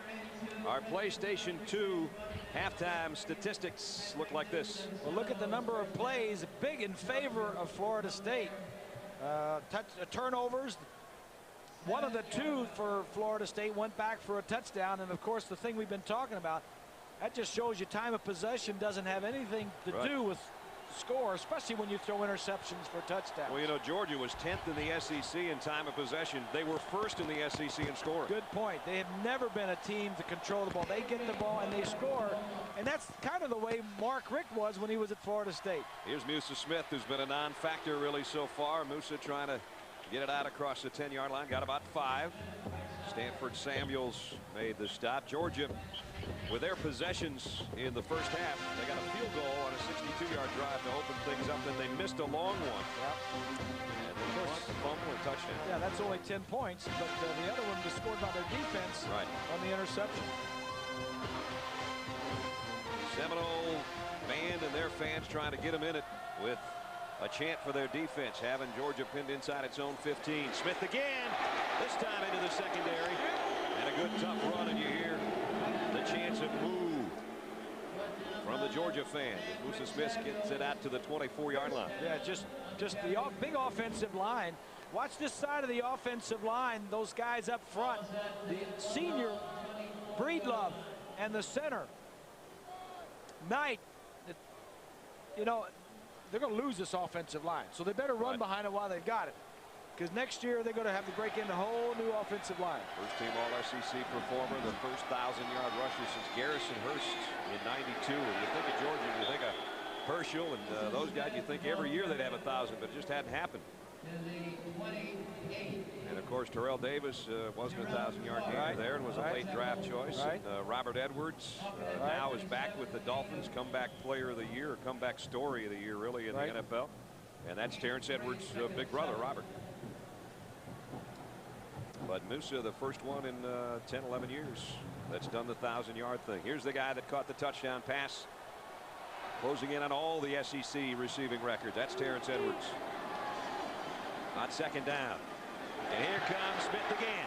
And now big chunks. As Bob said, you get the big eaters up front, open them some holes. You might as well use them. And now Musa's got 67 yards. Take a look at the right side of that offensive line. That's Breedlove and Marshall over there on that side in the fullback wall doing a nice job. And Musa just gets through and says, hey, I'm eating the yardage up here. And he's got another first down at the 37-yard line. Tony Milton will come in and give him a breather now. So Georgia with a 10-point lead, opening drive, third quarter. Play fake, Green going deep, got his man, Johnson inside the 30. Michael Johnson went up and got it, and he went up and got the biggest pass of the year for Georgia. This one nothing like the dramatics of the Auburn finish. But a nice pass play. This is what the running game would do for you. Look out here on the outside. You got single coverage. Nobody helping you in the middle of the field. If he would have put the ball out a little bit further, he could have got it maybe a touchdown. There's Green laying it out beautifully. So first down at the 29. Back to the ground. Milton, nice sidestep, and Tony Milton inside the 25 down to the 24. Michael Johnson, I mentioned, the junior out of Tulsa, made the catch heard around the SEC, especially for the Georgia Bulldogs this year. Waning moments, fourth down, fourth and long. Had to have it to get an SEC championship, and with 19 seconds went up and caught a fourth down touchdown pass. Probably the biggest play for Georgia this year and in many seasons. Johnson probably the number 4 receiver on this team. 3 of the 4 receivers will be back next year. That'll be good for the Dogs. Green whips it out, intended for Terrence Edwards. Incomplete coverage by Leroy Smith out there on the corner. And it'll bring up third down at 5. Now that's the kind of interaction you like to see. Good sportsmanship. Good play by both guys. Florida State, of course, only 3 years removed from when that man was offensive coordinator, playing in the national championship game against Michael Vick and Virginia Tech. And now, not that many seasons have passed. Mark's finishing off his second year as a head coach at Georgia. Bobby Bowden's just a few wins behind Joe Paterno on the all-time list.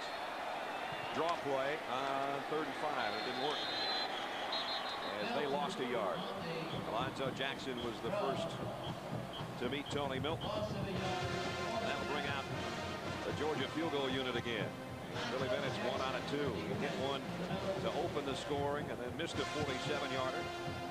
As we said, 23 field goals on the season is a school record. Kevin Butler considered probably the best kicker Georgia's ever had. Really a heck of an NFL kicker, too. This guy's got 23 on the season, going for number 24. He's got 53 on his career. And he's still got another year to go. 42-yard kick here on the way, and this one's true. Right down the Nokia phone. That'd been good from 60. Beautiful kick by Bennett. Tacks 3 more on for Mark Richt's Dogs. 11:06 to go, third quarter. Georgia 20-7.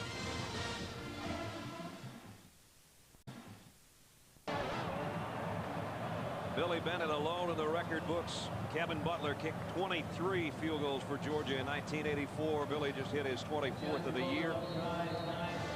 New single season school record. He's closing in on the single season scoring record too. We mentioned Garrison Hurst earlier, and Garrison Hurst in a single season at 126 points.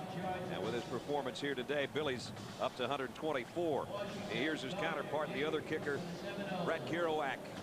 I gave him a little grief before the game. I yelled Duluth Wildcats at him, and he turned his head completely around. A senior out of Duluth, Georgia, which is my hometown. Gardner and Washington deep. Kerouac's kick, a good one again. Deep, 2 yards in. Tallman Gardner won't bring it out. That's a nice weapon to have a kicker as accurate as Bennett, one that can kick it in the end zone on kickoffs. The Knoll fans are trying. They're trying to chop their way back in this thing. ABC's Wild Card Saturday starts with a showdown between two of the NBA's brightest stars, Dirk Nowitzki of Dallas and Allen Iverson of the Sixers, followed by our NFL Wild Card doubleheader. Wild Card Saturday gets underway at 1 o'clock Eastern. It's part of a week of great events on ABC Sports Championship Television.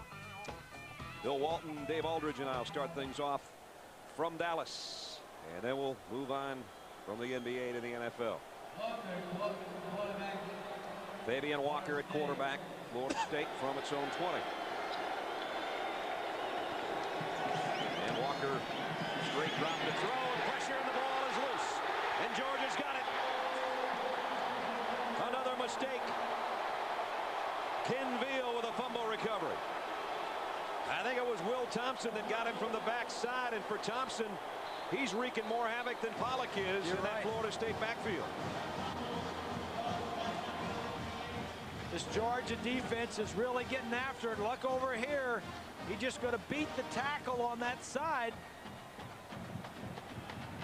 That was Thompson. Right there, when you rush a passer from his backside, you have a great opportunity to knock the ball loose. And more guys, coaching staffs are teaching that. If you come up from behind, try to knock the ball, strip it, as well as get the sack. Thompson 3 sacks, Walker 3 turnovers. Georgia in the red zone again, courtesy of a turnover. Will they go for the quick strike? Green fires to his fullback out of the backfield, and ball got to about the 15-yard line, maybe the 14. Michael Boulware made the tackle. Florida State had done a nice job in recent weeks of holding on to the football. They were plus 13 in turnover margin, which was tied for second best in the ACC, but today it's the wheels are coming off. Well, they only had 1 turnover in the last 4 games, and tonight with the young quarterback in there, he's been responsible for 2 interceptions, and then he just got stripped on the fumble. 2nd down and 7. Back to Smith. No gain on that play. So Kendall Pope and Boulware, they make the last 2 plays. And Smith, who started this 3rd quarter so strong when Georgia had to begin this drive inside their own 10-yard line. And the Seminoles returned 10 of their defensive players. If you look at Thompson and Pollock, 2 of the defensive ends, Pollock has probably gotten a lot of the attention this year, being the defensive player of the year in the SEC. Thompson having a good game tonight. 3rd down and 7 now. Green from the gun. Georgia trying to capitalize on the fumble recovery. Here comes a blitz. Green down the middle, got his man. It's going to be short of the 1st down, I think. Gibson made the catch. Tough one over the middle. But on 3rd and 7, I think he only got about 6. Let's wait and see. And now the fans already coming to life, thinking about going on 4th down, and Mark Richt didn't even think twice. He said, get number 30 out there so he can get his 25th field goal of the year. He wants to get something positive out of this turnover. You know, that's one of the things an offensive coordinator doesn't have to do, make these decisions. Do I go for it on 4th down? Do I kick the field goal? Do I punt the ball? Do I go for it? Billy Bennett will become a single-season scoring leader in Georgia history if this 25-yarder goes through, and it does. 3 field goals for Bennett. Georgia does capitalize on the turnover. And with 8:49 remaining in the 3rd quarter, the Bulldogs add to their lead. Georgia 23, Florida State 7. Nokia Sugar Bowl. This ABC Sports exclusive presentation brought to you by the easy-to-use Nokia 3650 camera phone. Nokia, connecting people. The new BMW Z4 Roadster, the ultimate driving machine. PlayStation 2. And Rocky Mountain Cold Coors Light. Cold down easy.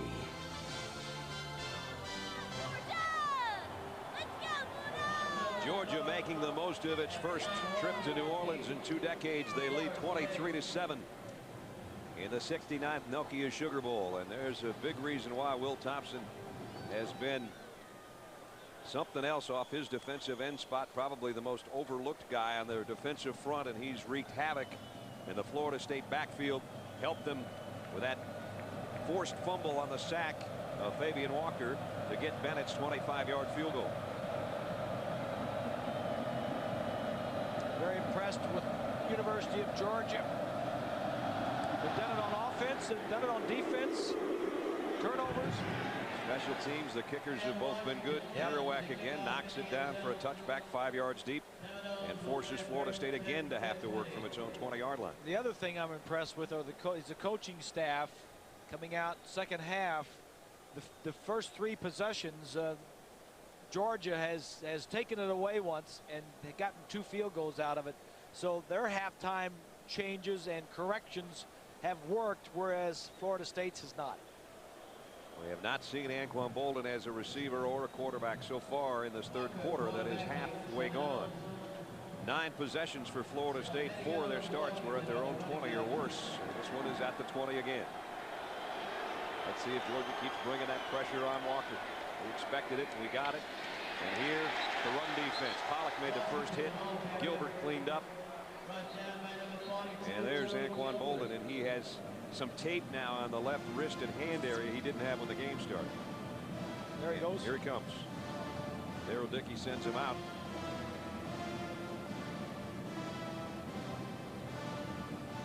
And he comes in this situation as a receiver. Second down 11. Boldin, 1 of 3 wideouts from the 19-yard line.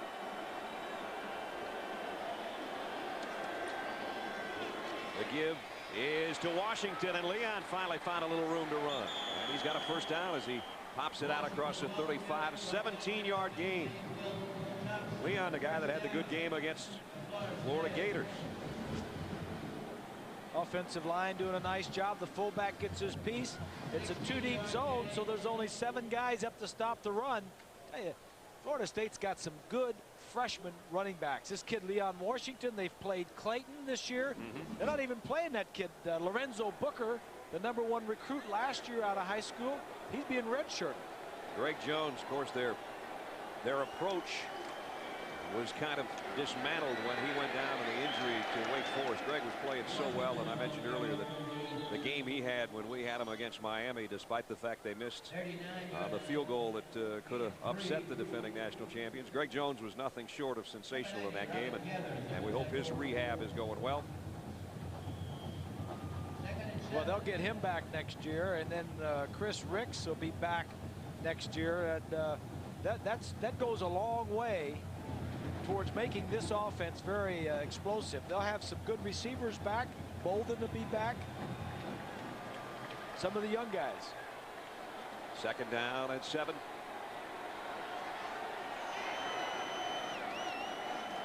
And the give again. Washington maybe to the 41-yard line. Greg Jones, who was the ACC's leading rusher up until the Wake Forest game. And here's Greg from his tailback spot in Winston-Salem. Watch the right leg plant, and that knee isn't supposed to go that way, at least not that far. And, you know, and we talked about this earlier, and the problem with that is he wasn't hit at all. And I think sometimes there's too much weight training. There's too much off-season conditioning. The legs, you build up the thighs and the calves, and the joint, the knee, just can't take those sharp cuts sometimes, and guys injure themselves without even getting hit. There's Greg on the sideline watching as Georgia takes a timeout with 6:19 remaining in the third quarter. Bulldogs leading the Seminoles 23-7.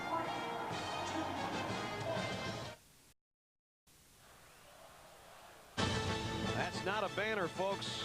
That's midfield. 69th Nokia Sugar Bowl. We look down from atop the Superdome with Bob Greasy and Lynn Swan. I'm Brad Nessler. Nice to have you along with us, and a happy new year to all of you. 6:19 remaining third quarter, and it's 3rd down and 5, and every 3rd down becomes important for Florida State if they're going to get back in the game.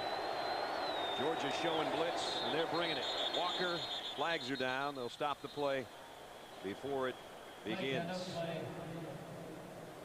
Georgia's saying they were drawn offside. Let's see if Chuck McFerrin agrees. Dead ball, illegal snap on the offense. 5-yard penalty, still first down. Probably jerked the ball and didn't snap it, trying to pull everybody off. So it becomes 3rd and 10. The third quarter has belonged to Georgia. Musa Smith first got things going. Back-to-back first down runs. Got him headed in the right direction, but then it was a defense. Will Thompson, his 3rd sack of the day, forced a fumble. Veal with a recovery. Set up Bennett's field goal. 1 of 2 in his 25th of his career. And that's where we stand, 23-7. 5th time, 3rd down and 10 or more. That's not good. Nope. As you would say, I don't like that. I don't like that. Flaring it out, incomplete, intended for Thomas Clayton. Yeah, not against an aggressive Bulldog defense. I really like this attacking defense. 9 guys off this defense is back next year for Georgia, so they lose their 2 middle linebackers, Bailey and Gilbert, but the rest of them, they'll be back. Here's a little touch. Pollock let Walker know that he was there. And now Damian Gary drops back in punt return formation, waiting on Chance Gwaltney's kick. Georgia has the return set on. Gwaltney bombs this one. These are the kind you run back. Yep. At the 15, but nice coverage as well. Good job downfield by Pat Watkins to make the tackle.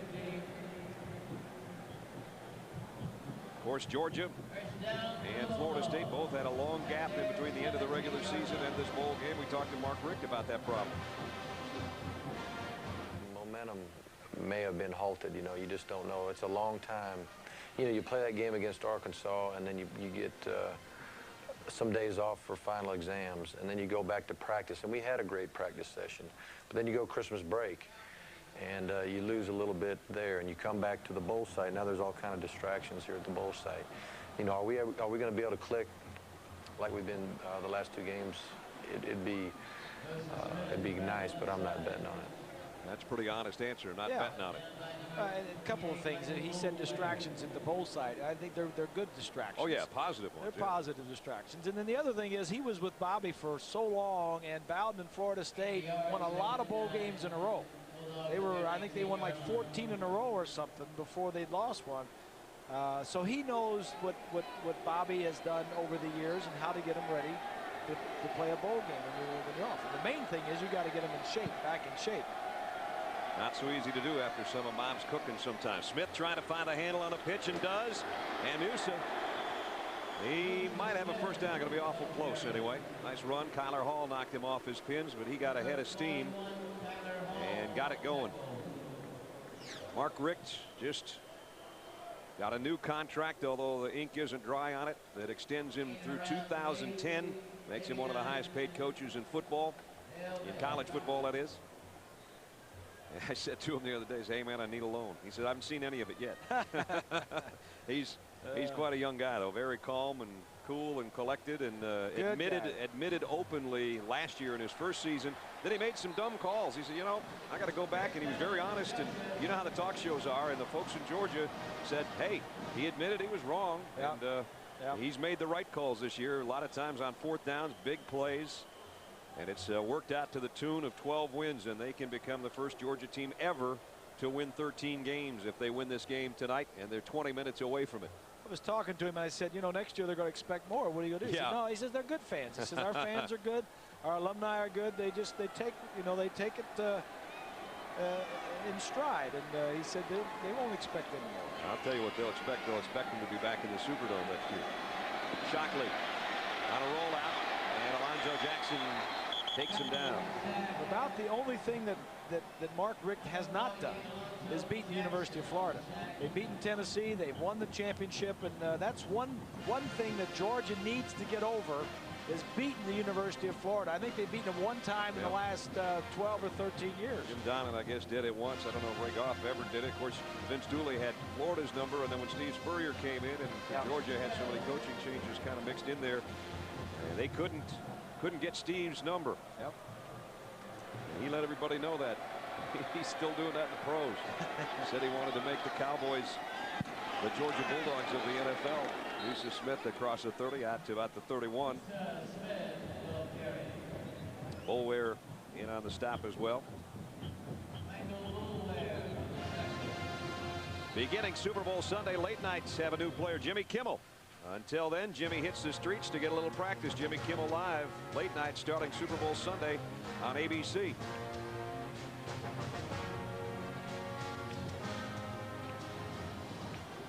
Three and a half minutes to go, third quarter. Third down and 7. Georgia's missed on its last 5 third down conversions. Shockley again at quarterback, has a touchdown throw today, and off play action, wants to throw here. He won't get time. Sacked again. Alonzo Jackson. Third time Shockley and Georgia's quarterbacks have gone down. Remember, Alonzo's a Georgia native, and he's dancing his way to the sideline. He's been waiting for this one. Oh yeah, Alonzo Jackson, one of the, he plays like the defensive ends from Florida State in days gone by. Number 48 getting the sack. Coming in, Georgia said this kid is as good as those other guys, and of course Rick being there, he knew it. Hunting situation now for Kilgo. Jonathan inside his own 10. Florida State trying to pressure him, and did they hit him? No flag comes out. On the other end, Leon Washington on the punt return gets by the first man and goes down at the 34-yard line. Very close to being running into the kicker penalty, but no flags fly. 55-yard punt. 23-7, 2:29 left third quarter.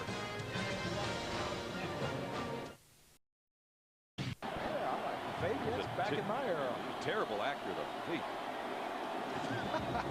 I just saw one of those surf movies the other night. That guy was awful. He was in a John Wayne movie one time. I said, Duke ought to just kick him right out of the saddle. Get him out of here.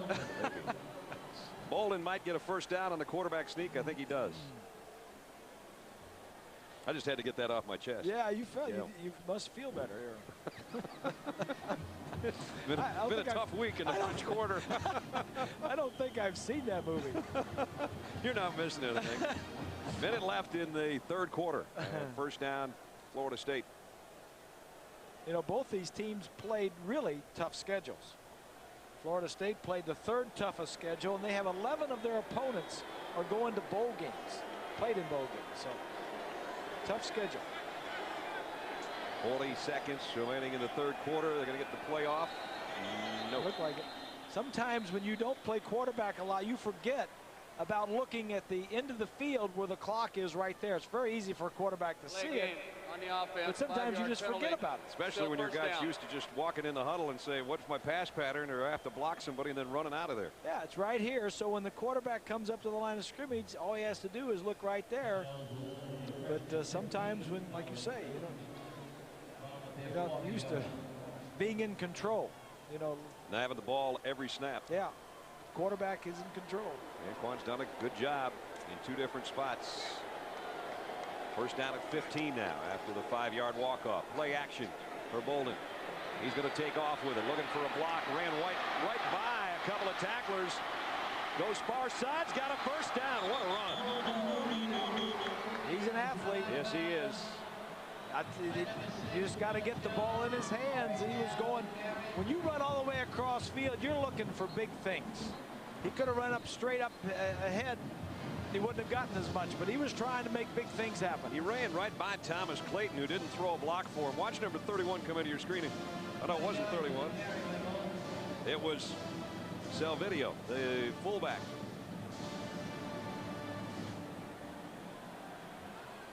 Had kind of a Seneca Wallace look to it. Remember his touchdown run where he went all over the place? Back and forth, across, up. First down at the 40-yard line. Bolden play action, wants it all. There we go. Throwing deep again. Thorpe pulled it down. Touchdown. Rafonso Thorpe. And Anquan Bolden's caught one and he's thrown one. That's how you end the third quarter. Get your team right back in the football game. 40-yard touchdown pass. Thorpe is 6'2". Brian is 5'11". Not much of a difference, but he just out-jumped him. Just throw the ball up, one-on-one, and let us make a play on it. And going for 2 points here. 23-13. It's a 10-point game. They're trying to get it to 8. So Anquan Bolden, that was not as good a pass as the one that Tolman Gardner had a shot at before halftime, but he'll take it. This one had a better result. Touchdown. He stays in there at quarterback, going for 2 in the shotgun. Quarterback draw? Could be. I don't know, you got too many guys. You got a lot of guys in here. Back to throw. Buying some time. Now comes the pressure from Georgia. He does try to run for it. Oh, boy, took a big shot in the head.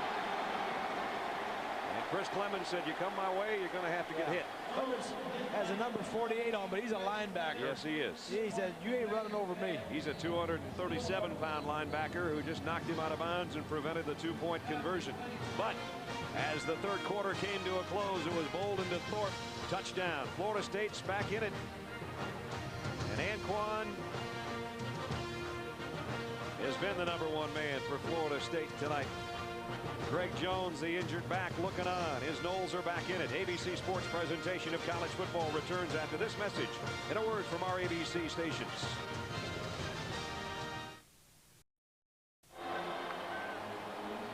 Ugg is happy. After 3 quarters, his Bulldogs 23-13. That's Ugg's 6. How can you tell he's happy? Well, he got that same look on his face pretty much all the time, but if I was treated as well as he is around the state of Georgia, I'd be happy. He sits on that ice. You know, yeah, I know. Keeps cool. He's a 3rd-year junior out of Savannah, Georgia. He's not a red shirt junior. He's not a red shirt. He's a junior. Here's a kid, Gibson, about 7 yards deep. He'll take a knee. August 6. There's his ice. Yeah, he keeps that tag out. He's the heaviest one ever. His kennel is air conditioned, and his favorite food is turkey. Now we got a yellow lab. It weighs 80 pounds. It is a lot bigger than Ugg.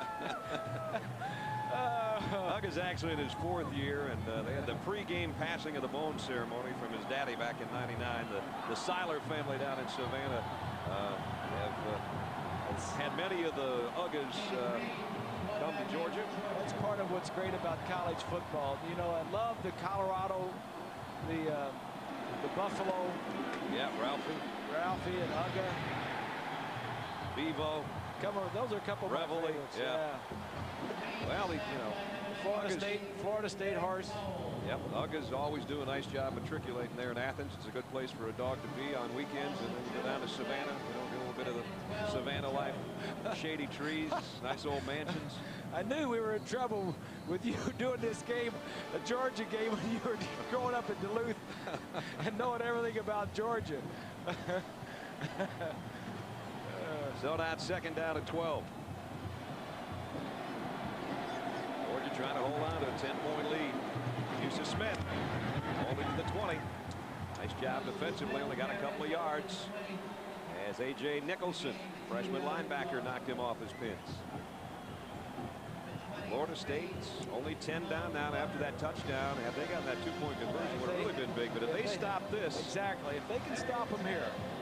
Now, what Georgia wants to do is just keep the ball. They don't have to score, but they need to keep the ball 5, 6, 7 minutes, move it down, and then back Florida State up back in their own territory. But Florida State's trying to turn this game around right here. Their defense trying to get the crowd into it. They do try to get the Seminole chant going here against the Dogs offense. Green, the throw, Edwards. That might quiet him. He's got a 1st down. That's just class right there. Another catch by Terrence Edwards, his 3rd of the night. He's got a touchdown catch. You see single coverage out here. Your man Edwards is better than their man Smith. And the ball is right there when it should be there. When he breaks, the ball is there.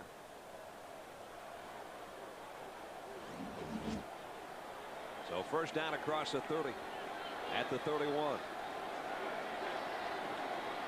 Back to the ground game. And now Smith taking would-be tacklers with him out of bounds. They barely got him down over there in front of the Georgia bench. Kendall Pope finally riding him out with Boulware. There's Mickey Andrews, longtime defensive coordinator, and of course Mark Richt, the Georgia head coach now, but for so many years the offensive coordinator at Florida State.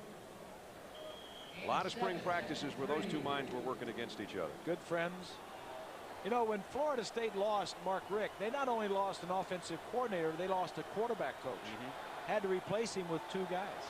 And remember, Chuck Amato left that same time, too, and what he's done at North Carolina State. They won their 11th game today. First time in school history NC State's won 11 games as they throttled Notre Dame. And so let's go back and think. You know, Florida State, they've lost, they've been down a little bit the last couple of years. They've lost 2 pretty good coaches that have shown up at North Carolina State and Georgia.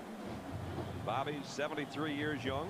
Says this week he wouldn't mind coaching until he was 80, but he said, I can't guarantee that because the big guy upstairs will dictate how long I coach. Well, Bobby is a hands-off. He lets his coaches coach. That's why he has to have good assistant coaches to go out. You know, he coaches the coaches and said, then go out and coach the players. 12:27 remaining in the ball game. His Florida State team down to Georgia by 10.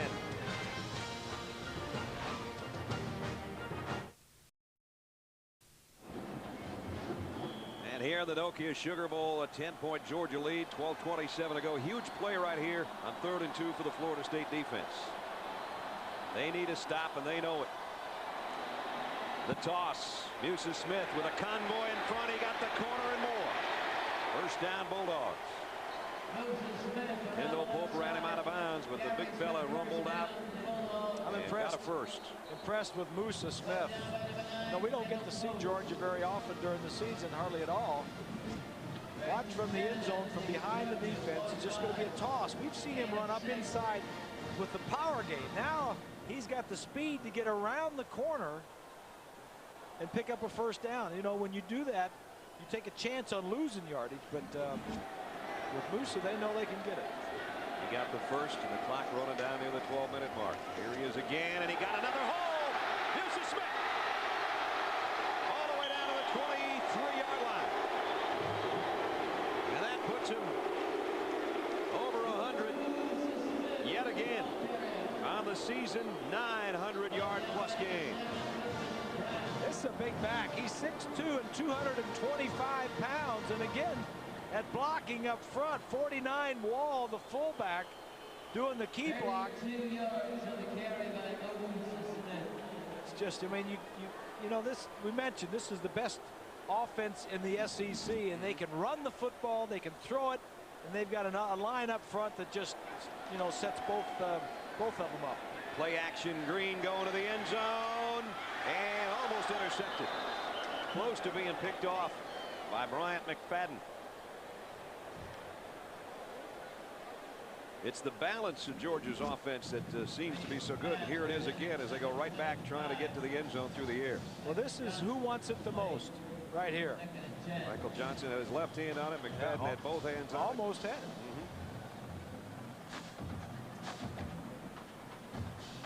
Now that would be pretty difficult for the wide receiver to jump up and catch that ball, boys, because just too far over his head. That was. You have to be 7 feet tall to jump up and get that one. It would have to be a Fred Gibson type catch. Milton. And Tony got to the 21-yard line, giving Musa Smith a little bit of a breather. Milton, an amazing story, kind of a strange family life growing up. Didn't spend that much time at home. There was a time even when he couldn't make the grades to be in college football, that he had a job where a doctor gave him an SAT booklet as he worked his way back into college. He was living in his car at one time. He had a car, and that's all he had, so he stayed in the car. Mark Richt remembered recruiting him a long time ago. Said, "Coach, you have any place for him?" He said, "What position you want to play?" And he said, "I just want to contribute." And he is one of Mark Richt's favorite players, and he's a kid that's come through a lot of adversity. His family denies some of the things that he says about his parents when he was growing up, but it's been a tough go for him. Well, Brad, when he was 9 years old, he and one of his older brothers saw his sister being spanked, and he refers to it as a beating, and they ran away from home for more than a couple of months. And he said from that moment on, for long periods of time, he just spent away from home, and thank God for other people who intervened. Yep, and now he's on course to graduate as Billy Bennett knocks in another field goal. And Georgia has a 13-point lead, so Florida State knows they have their work cut out for them. They need a couple of touchdowns. 26-13. Nokia Sugar Bowl. This ABC Sports exclusive presentation brought to you by the easy-to-use Nokia 3650 camera phone. Nokia, connecting people. Discover Card. It pays to discover. Dodge. You can take life as it comes, or you can grab life by the horns. Dodge. And Miller Lite. Life is best told at a place called Miller Time.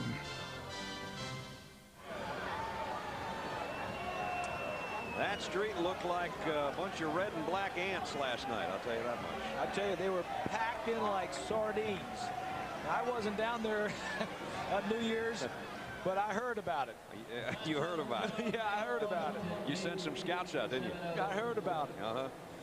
Well, there's a lot of red and black in this building. I'd say it's probably about a 4-to-1 ratio on Georgia fans to Florida State fans, and they have had reason to cheer as their team is in front by 13. Trying to win the 69th Nokia Sugar Bowl. This is a big deal for the University of Georgia. Florida State in past years, as we mentioned, at one streak had played in the national championship game 4 out of 5 years. In the late 90s, Georgia has not played in the Sugar Bowl in quite a while, not won the SEC championship in a while. 20-year droughts. Kerouac again knocks it in the end zone, and Florida State can't bring it out. Nokia, best connection of the ball game. Here's a look. Right down here on the right side. Alfonso Thorpe taking the ball up and away from DeCorey Bryant. And that's what you have to do sometimes. The skill is out. Just throw it up and let your guy make a play. And he did. And at that point, they went for 2-point conversion to try to make it an 8-point ball game. Didn't get it. Georgia goes down, gets another field goal, and now Florida State needs a couple touchdowns. Only 10 minutes left to try to get it. Antoine, play action for him. Fires down the middle. Nice strike there. And another first down. Out across the 35, out to the 38-yard line of Robert Morgan. Morgan's first catch, and another guy that had to come back from a knee injury of a year ago that kept him out all season. Yep. So the two wide receivers that would have been starters last year, both injured, and here they hook up one wide receiver to the other. Hooking up. One of the other things that is so good about this Georgia defense is that, and the team really, the special teams, is Florida State has had 4 possessions in the second half, and 3 of them have started at their 20-yard line or worse. It's just good football that doesn't show up in the numbers. Maddox on a toss, and Nick Maddox with his best run probably of the night, run out of bounds after picking up 12 and getting another first down. Sean Jones runs out of bounds. Anquan Bolden, what a performance. Here was the first touchdown of the ball game. That pass from Walker, good for a touchdown.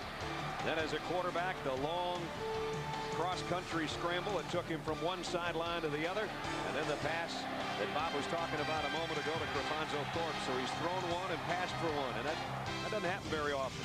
Not when you catch one and throw one. Sometimes it happens when quarterbacks do that quarterback throwback, swinging out of the backfield, but very seldom from normally a wide receiver to playing quarterback and catching one and throwing one. Maddox weaving his way. Got about 8 yards, and Florida State not dead yet. 9.5 to play. Wait a minute. Now now Georgia may be wishful thinking. They're pointing the other direction like it was a fumble, but the officials coming in and saying no way. Yep. Bob and Brad, you talked earlier about Anquan Bolden coming back from knee surgery. He also received from the ACC the Brian Piccolo Award for having the most courage, coming back so strongly from that particular award. And I think what we're seeing on the offense here is a demonstration of his leadership ability. Everybody is responding so well to him. Yeah, absolutely. And timeout on the field with a 2nd down and 2 coming up. Florida State trailing by 13.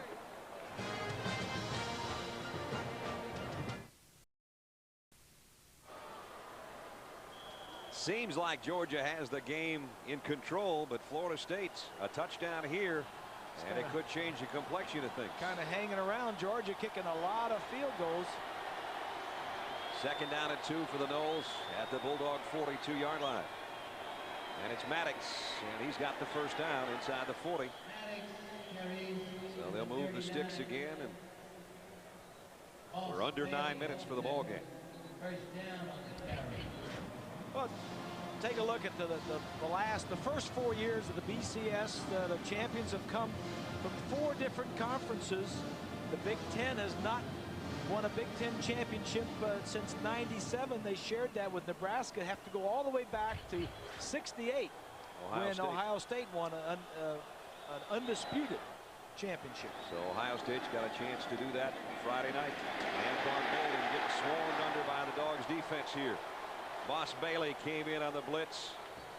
4th sack for Georgia tonight. And now it's going to be a 2nd down and long situation.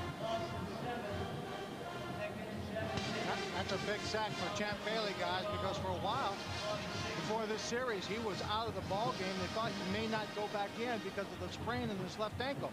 Well, I guess he decided his team needed him, got it up, and went back into the ball game. Just like a wide receiver to think about a defensive back, call him Champ. The boss. Such the boss. He's worried about. Sorry about that. You're worried about Champ. 2nd down, 17. Boldin wanted to run an option. Now he just keeps it, does what he can, weaving in and out of traffic, and he gets down to the 36-yard line. Curry brought him down, but a nice dance by Anquan to get some of that lost yardage from the sack back.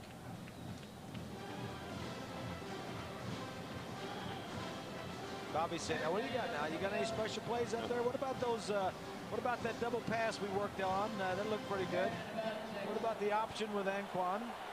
Well, Daddy, I don't know, Daddy. If he calls a good play, he's Bobby's son. If he calls a bad one, he's a mama's boy. That's what Bobby said. Daddy can call anything he wants, anytime. That's right. 3rd down, long 6. Boldin flips it out. Maddox almost had his head taken off by Thornton.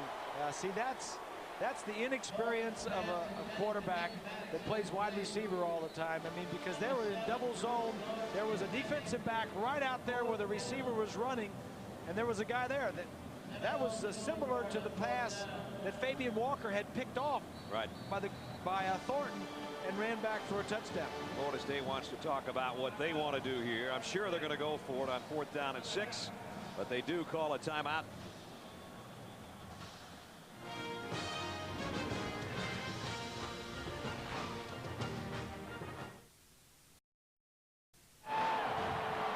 Georgia fans know this is probably the ball game if they can stop Florida State on 4th down. Florida State 0 for 1 on their 4th down conversions. It was a quarterback draw by Boldin. Remember, in the first series, they didn't get it and turned it over on downs. He needs 4th and 6 here. Scrambling for his life. Pollock giving chase. Boldin in the open field. He's not going to get there. You just can't take a wide receiver, put him at quarterback, and expect him to know all the nuances of the position. There was no way that he was going to pick up the needed yardage when you had 3 guys there. He had to throw it to somebody. It was Pollock who gave him the heat in the backfield that flushed him, and Pollock stayed with it to help on the tackle. Pollock never lets up. The engine is always running with him. And then Bob and Brad, to couple the fact you have a receiver playing at quarterback, but in addition, now you take out your best receiver. That's right. That's a good point. In terms of running routes and getting open. Exactly. You're losing twice on that deal. Yeah. So Georgia takes over on downs, and just under 7 minutes left. They'll keep it on the ground. Smith up to the 35, picked up about 3. Tomorrow night, don't miss a battle between 2 of the nation's top quarterbacks. The guy that won the Heisman, Carson Palmer, in USC. The guy that finished second to him was Brad Banks, the leader of the Iowa team that hasn't played since about Halloween. We'll see how their rust is tomorrow night. Should be a good game, though. FedEx Orange Bowl tomorrow night, 8 Eastern, 5 Pacific. The Bowl Championship Series continues on ABC Sports Championship Television. Good numbers for Musa. You know, USC is one of the hottest teams in the country at the end of the season. Yep. But again, I think a lot of people may look past Iowa Hawkeyes. They're pretty good football team. Kidding around. Iowa last played on what, November 16th? Was that what it was? Yeah, they finished early. Yep. A great job by Kurt Ferentz. Turned that program around. Pete Carroll did a great job with USC. 3rd down. Just looking forward to watching 2 good quarterbacks. You bet.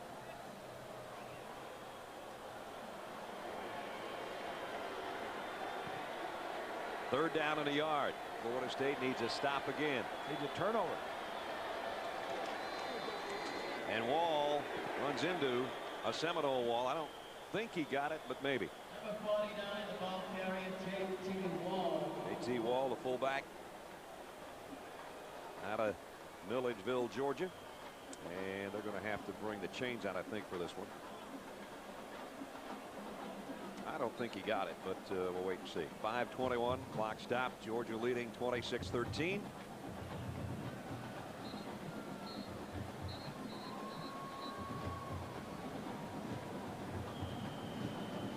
Seminoles trying to win their 10th game of the season.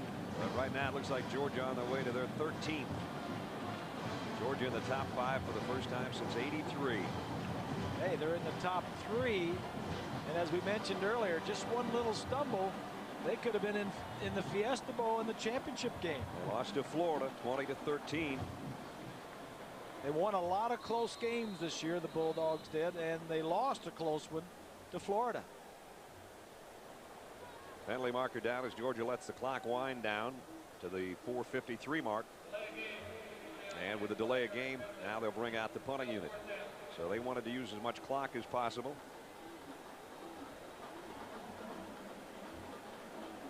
And that'll bring out Jonathan Kilgo to kick momentarily. Leon Washington will go back for Bobby Bowden Seminoles. Georgia is out of timeouts, by the way, too, just in case Florida State, should they do something to get back in the game. And Florida State has 2 of its timeouts remaining in this half.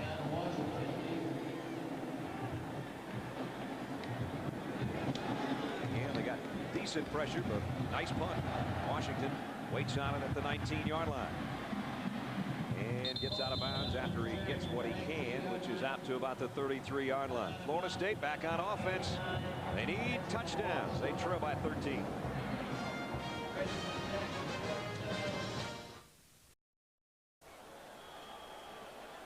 And 4:42 remaining in the Nokia Sugar Bowl. Brad Nessler, Bob Greasy, Lynn Swan with you from New Orleans. Georgia in command. Florida State still with a chance, though, but time is running out. Time's running out on Anquan Boldin. Is in that pocket. He's just not comfortable because Georgia has made him uncomfortable. Thomas Davis, his 2nd sack of the game. Davis just cannot be blocked by a back. They've got a back trying to block him. Davis is big as a linebacker. Just running right over the back. 5 sacks allowed, a season high allowed by Florida State. That Georgia pressure. Their defense has given a lot of guys headaches this year. Bottom line is, if your offense is being run the quarterback by a wide receiver, they're not going to beat a team like Georgia. Bolden dancing around, doing what he can. Got back near the original line of scrimmage. Tim Jennings knocked him off his pins. We're under 4 minutes. Swanee? Well, Bob and Brad, there's one story I think is maybe the best story in college football, and that surrounds number 79, Todd Williams. Abandoned by his mother when he was 9 years old, raised by his grandmother. She passed away when he was 15, and he was homeless. In 1994, he said he was getting ready to steal some money out of a house when he saw Florida State playing in the national championship game. And he thought to himself, why can't I be like those football players and something good happen to me? He got some help along the way. Higgins, the offensive line coach, saw him playing and wanted to give him a scholarship. And he went to him and watched him play at high school, came back, talked to Bobby Bowden. They offered him a scholarship. He came to Florida State to play football. This last December, he graduated from Florida State, not just with 1 degree, but 2 degrees, one in sociology and one in criminology. And so he is just a phenomenal story of the determination, and when a couple of people look at a young man and decide to help him and help him help himself, what a success story he can be. Boy, no doubt about that, and he's become a heck of a player, and a 300 and almost 30-pounder. He's been one of the anchors on that offensive front for Bobby Bowden. And now Florida State's got to give it up. Punting time, 4th down. And a nice kick. Fair catch. Taken back inside the 15-yard line by Sean Jones. Here's our Dodge defensive playbook in this one. Show you what some of these defensive coordinators, these schemers, come up with. A linebacker right here, another linebacker right here. They're both going to blitz to the outside. Watch him come. They both blitz outside. Now both of the backs, these two guys in the white shirts, are going to block the outside guy, leaving this one inside here, the delay guy, coming in to blitz and sack the quarterback.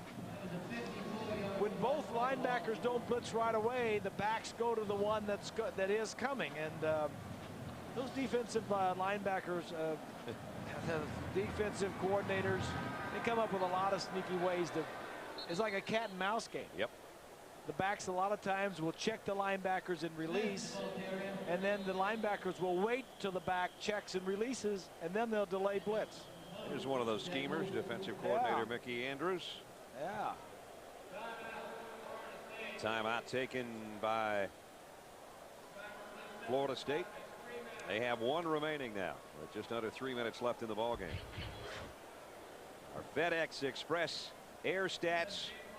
Neither team tearing it up in the air. Georgia just been so consistent, and they had two big plays. One a pass play for a touchdown, one an interception return for a touchdown, so they haven't needed that much yardage. Those are the passing numbers. 37 of it was DJ Shockley's touchdown to Terrence Edwards. And then rushing, though, Musa Smith has just kind of controlled the second half especially. And while Florida State's done a good job, despite the fact they don't have the guy they'd love to have back there in their backfield, and Greg Jones, between Maddox and Washington, they've been pretty respectable with their 131 FedEx ground yards. Musa Smith, though, 102 yards in the second half. He's been impressive, and he'll be back. He's another one of those guys that Georgia will have back. David Green will be back. Johnson, the wide receiver. Gibson, the wide receiver. Damian Gary will be back. Watson, the tight end, will be back. All the skill players, a lot of the skill players are back, and they lose their starting offensive line, but they like some of the guys they got behind them. Kevin Breedlove has started more games than anybody in Georgia history. John Stinchcomb, one game behind him as a starter. Those big fellas up front. Stinchcomb is going to join his brother Matt in the National Football League and have to put a career in medicine on hold. He's a microbiology major and an academic All-American. So some of those guys are going to the next level and play some pro football. Florida State, rather. There's been some talk about some of their guys. They're more than normally going to have all their guys still around. Michael Boulware's made some talk about wanting to switch to safety next year. Well, he's 6'3" and about 220. He's more of a safety size than a linebacker. Yeah. And his brother Peter, of course, has given him some good advice. That's good to have a big brother. Peter's all-pro with the Baltimore Ravens in the NFL. 2:20 remaining in the ball game. Georgia using every second it can, and then tossing it to its big back Smith. And he's brought down in the open field by Brian McFadden. He got 6 more, though, and that'll work it down under a couple minutes. Sunday, February 2nd, from Dick Wolf, the creator of Law & Order, Ed O'Neill and Ethan Embry. The Badge is back. Dragnet, Sunday, February 2nd on ABC. Just the facts, ma'am. Just the facts. Just the facts. My name's Friday. I carry a badge. I'm a cop. And Musa Smith coming off limping just a little bit. I think it's from a lot of work on the AstroTurf here at the Superdome more than anything else. He's had a brilliant game. He's a guy that's very quiet.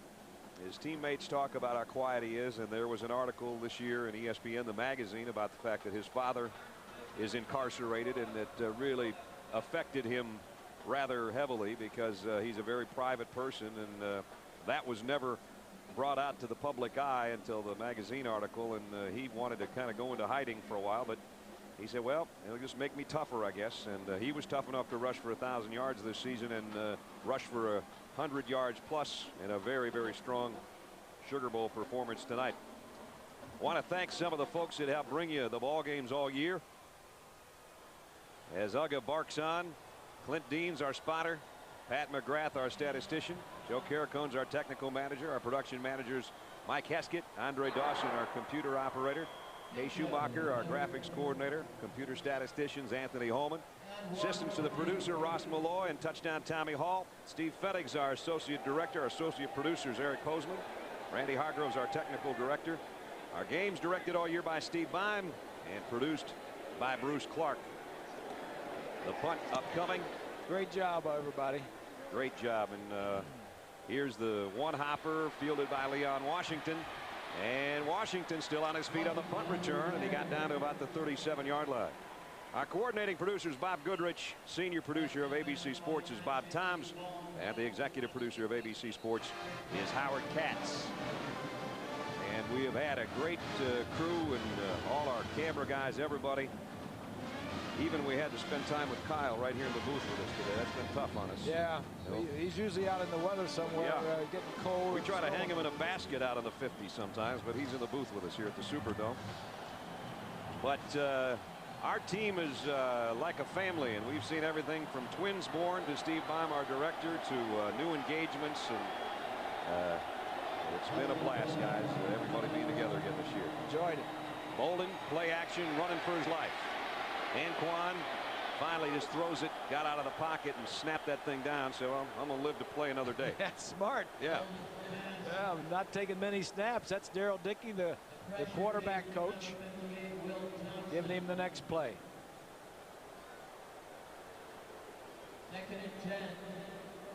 Anquan really wants to be a wide receiver. As mentioned earlier, he came to Florida State.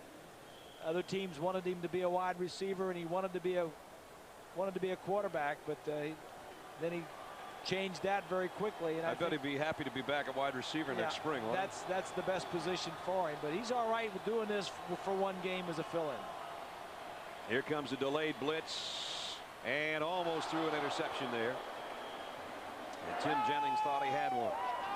Well, the Bulldog faithful, they'll, I guess, hang around at least another day before the parties begin in Athens. As they're not only going to be the SEC champions, they'll be the Nokia Sugar Bowl champions, too. And from the days of Vince Dooley, when it seemed like, talked to Coach Dooley the other day, I said, Vince, I remember 80 when you won the national title, and you had 3 Sugar Bowls in a row. And he said, well, Brad, he said, it's been a long, dry spell, and now, again, we're hungry dogs. He said everybody got sick of going to New Orleans. Well, they wanted to come back to New Orleans. And they have. And they're going to be successful, it appears, with 1:47 left. Pollock's offside unless they don't throw a flag. And there's a jump ball by Anquan Bolden. It's out of bounds anyway. It appeared Georgia was offside unless they were drawn off.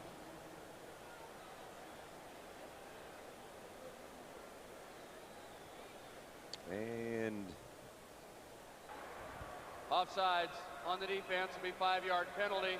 Still 3rd down. It was on David Pollock. It'll take a miracle for Florida State to win this game. And speaking of that, Skeet Ulrich investigates bizarre events no one can explain. Compelling new drama, Miracle, happening Monday, January 27th on ABC. So it's down to 3rd down and a long 5. At the 32-yard line, Sam and Gardner go out to the right side and Morgan to the left if Anquan Bolden can find time to hook up with one of those 3. Obviously 2-down territory. Bolden throws on the run, completes it, and spinning away and down the sideline, Nick Maddox. I don't know how Nick got out of that would-be tackle that would have been about a 2-yard gain. Instead, he spins for 13, and he gets out of bounds. He is a good receiver. In fact, has played wide receiver some. They just can't block Davis, number 10. But broken tackle here. Another one there. Get down to a 1st down inside the 20. 90 seconds left. Trailing 26-13. Florida State. Need a quick touchdown. And they know it from the 19. They're in the red zone at least. Bolden flares it out. Maddox got one-on-one out there, and a nice job of holding on. Corey Bryant dropped him for a loss. This is the area of the field you don't have a lot of room to work with, and this is where an experienced quarterback has trouble fitting the ball in when you're dropping 7-8 guys back, let alone a guy that's been playing wide receiver all year. So you got to be careful. Remember, Florida State's out of timeouts. Clock is winding down to a minute. Bolden from the gun. Trying to find a handle on the ball, and now trying to imitate Michael Vick, and it ain't going to work. And Pollock got him. Davis was there to help. Pollock is the player of the year in the Southeastern Conference, led the conference in sacks and tackles for losses. First time a defensive player's won player of the year overall in the SEC since Tracy Rocker at Auburn in the late 80s. And he's just a sophomore, a true sophomore. 28 yards to pick up a first down now on third. Bolden, time running out on Florida State. Going deep. He's got a man out there. Broken up. It was Gardner again, but nice close by Tim Jennings, who closed the gap and broke it up. Well, if you're Florida State, that's all you can ask for is just a single one-on-one in the end zone. Jennings does a nice time it. Jennings is only 5'8". If Gardner could have gotten up early and got over Jennings, he could have maybe caught the football. So one play left for Florida State. Only 16 seconds left too, and already the fans are chanting for Georgia. The players are gathering around Mark Richt. They know it. It's inevitable now, regardless probably the outcome of this play. Bolden on 4th and 28. Going to the end zone again, and this one is intercepted by Sean Jones, and here comes a cold night for Mark Richt here in a minute. They got him. They got him.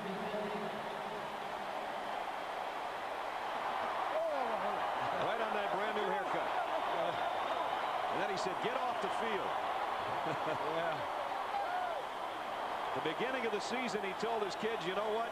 We're going to start a new wall with all the pictures of SEC champions way back to 1942 and all the championships since." He said, "I want everybody to get full pads. We're going to get a picture because when we win the SEC championship and go on and win the Sugar Bowl, we're putting that picture up against all the other ones." Wearing the silver breeches. Wearing the silver breeches.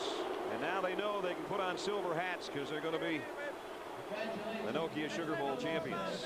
They're one snap away. And no Georgia team has ever won 13 games in a single season, but now they have. Our congratulations to Mark Richt and the Bulldogs. They are the champions of the 69th Nokia Sugar Bowl. The mentor, the pupil, and the young gun got the old man tonight. Bobby Bowden says, "I think of him as a son." Mark Richt said, "No one other than my father has had a bigger impact on my life than Coach Bowden." But tonight, the student gets the master. Let's check in with Swanee. Thank you, Brad. Mark, congratulations. I know emotionally and for the history of Georgia, this has to have been a tremendous win for you. It was big. It was big. I'm proud of everybody. I'm thankful for the victory. I'm thankful to Bobby Bowden still. He's still the teacher, and I love him dearly, but I love Georgia, and I'm real proud of these guys. Well, you're a very humble man. But this turnaround for this Georgia football team, everyone has told me it's the little things you've done for this football team. Why is it they've responded to you so well? Oh, I don't know. I don't know. These guys are great ball players. I brought in a great staff. I mean, these guys are coaching their rear ends off, and the players are responding. Well, Coach, congratulations. We know that it's just the beginning for you. We look to see you at a lot more bowl games down the road. Thank you, Lynn. Thank you. Brad? So they are the SEC champs, the Nokia Sugar Bowl champs. He's embraced Athens, and Athens has embraced him. Mark Richt wins the Nokia Sugar Bowl 26-13. We'll be right back.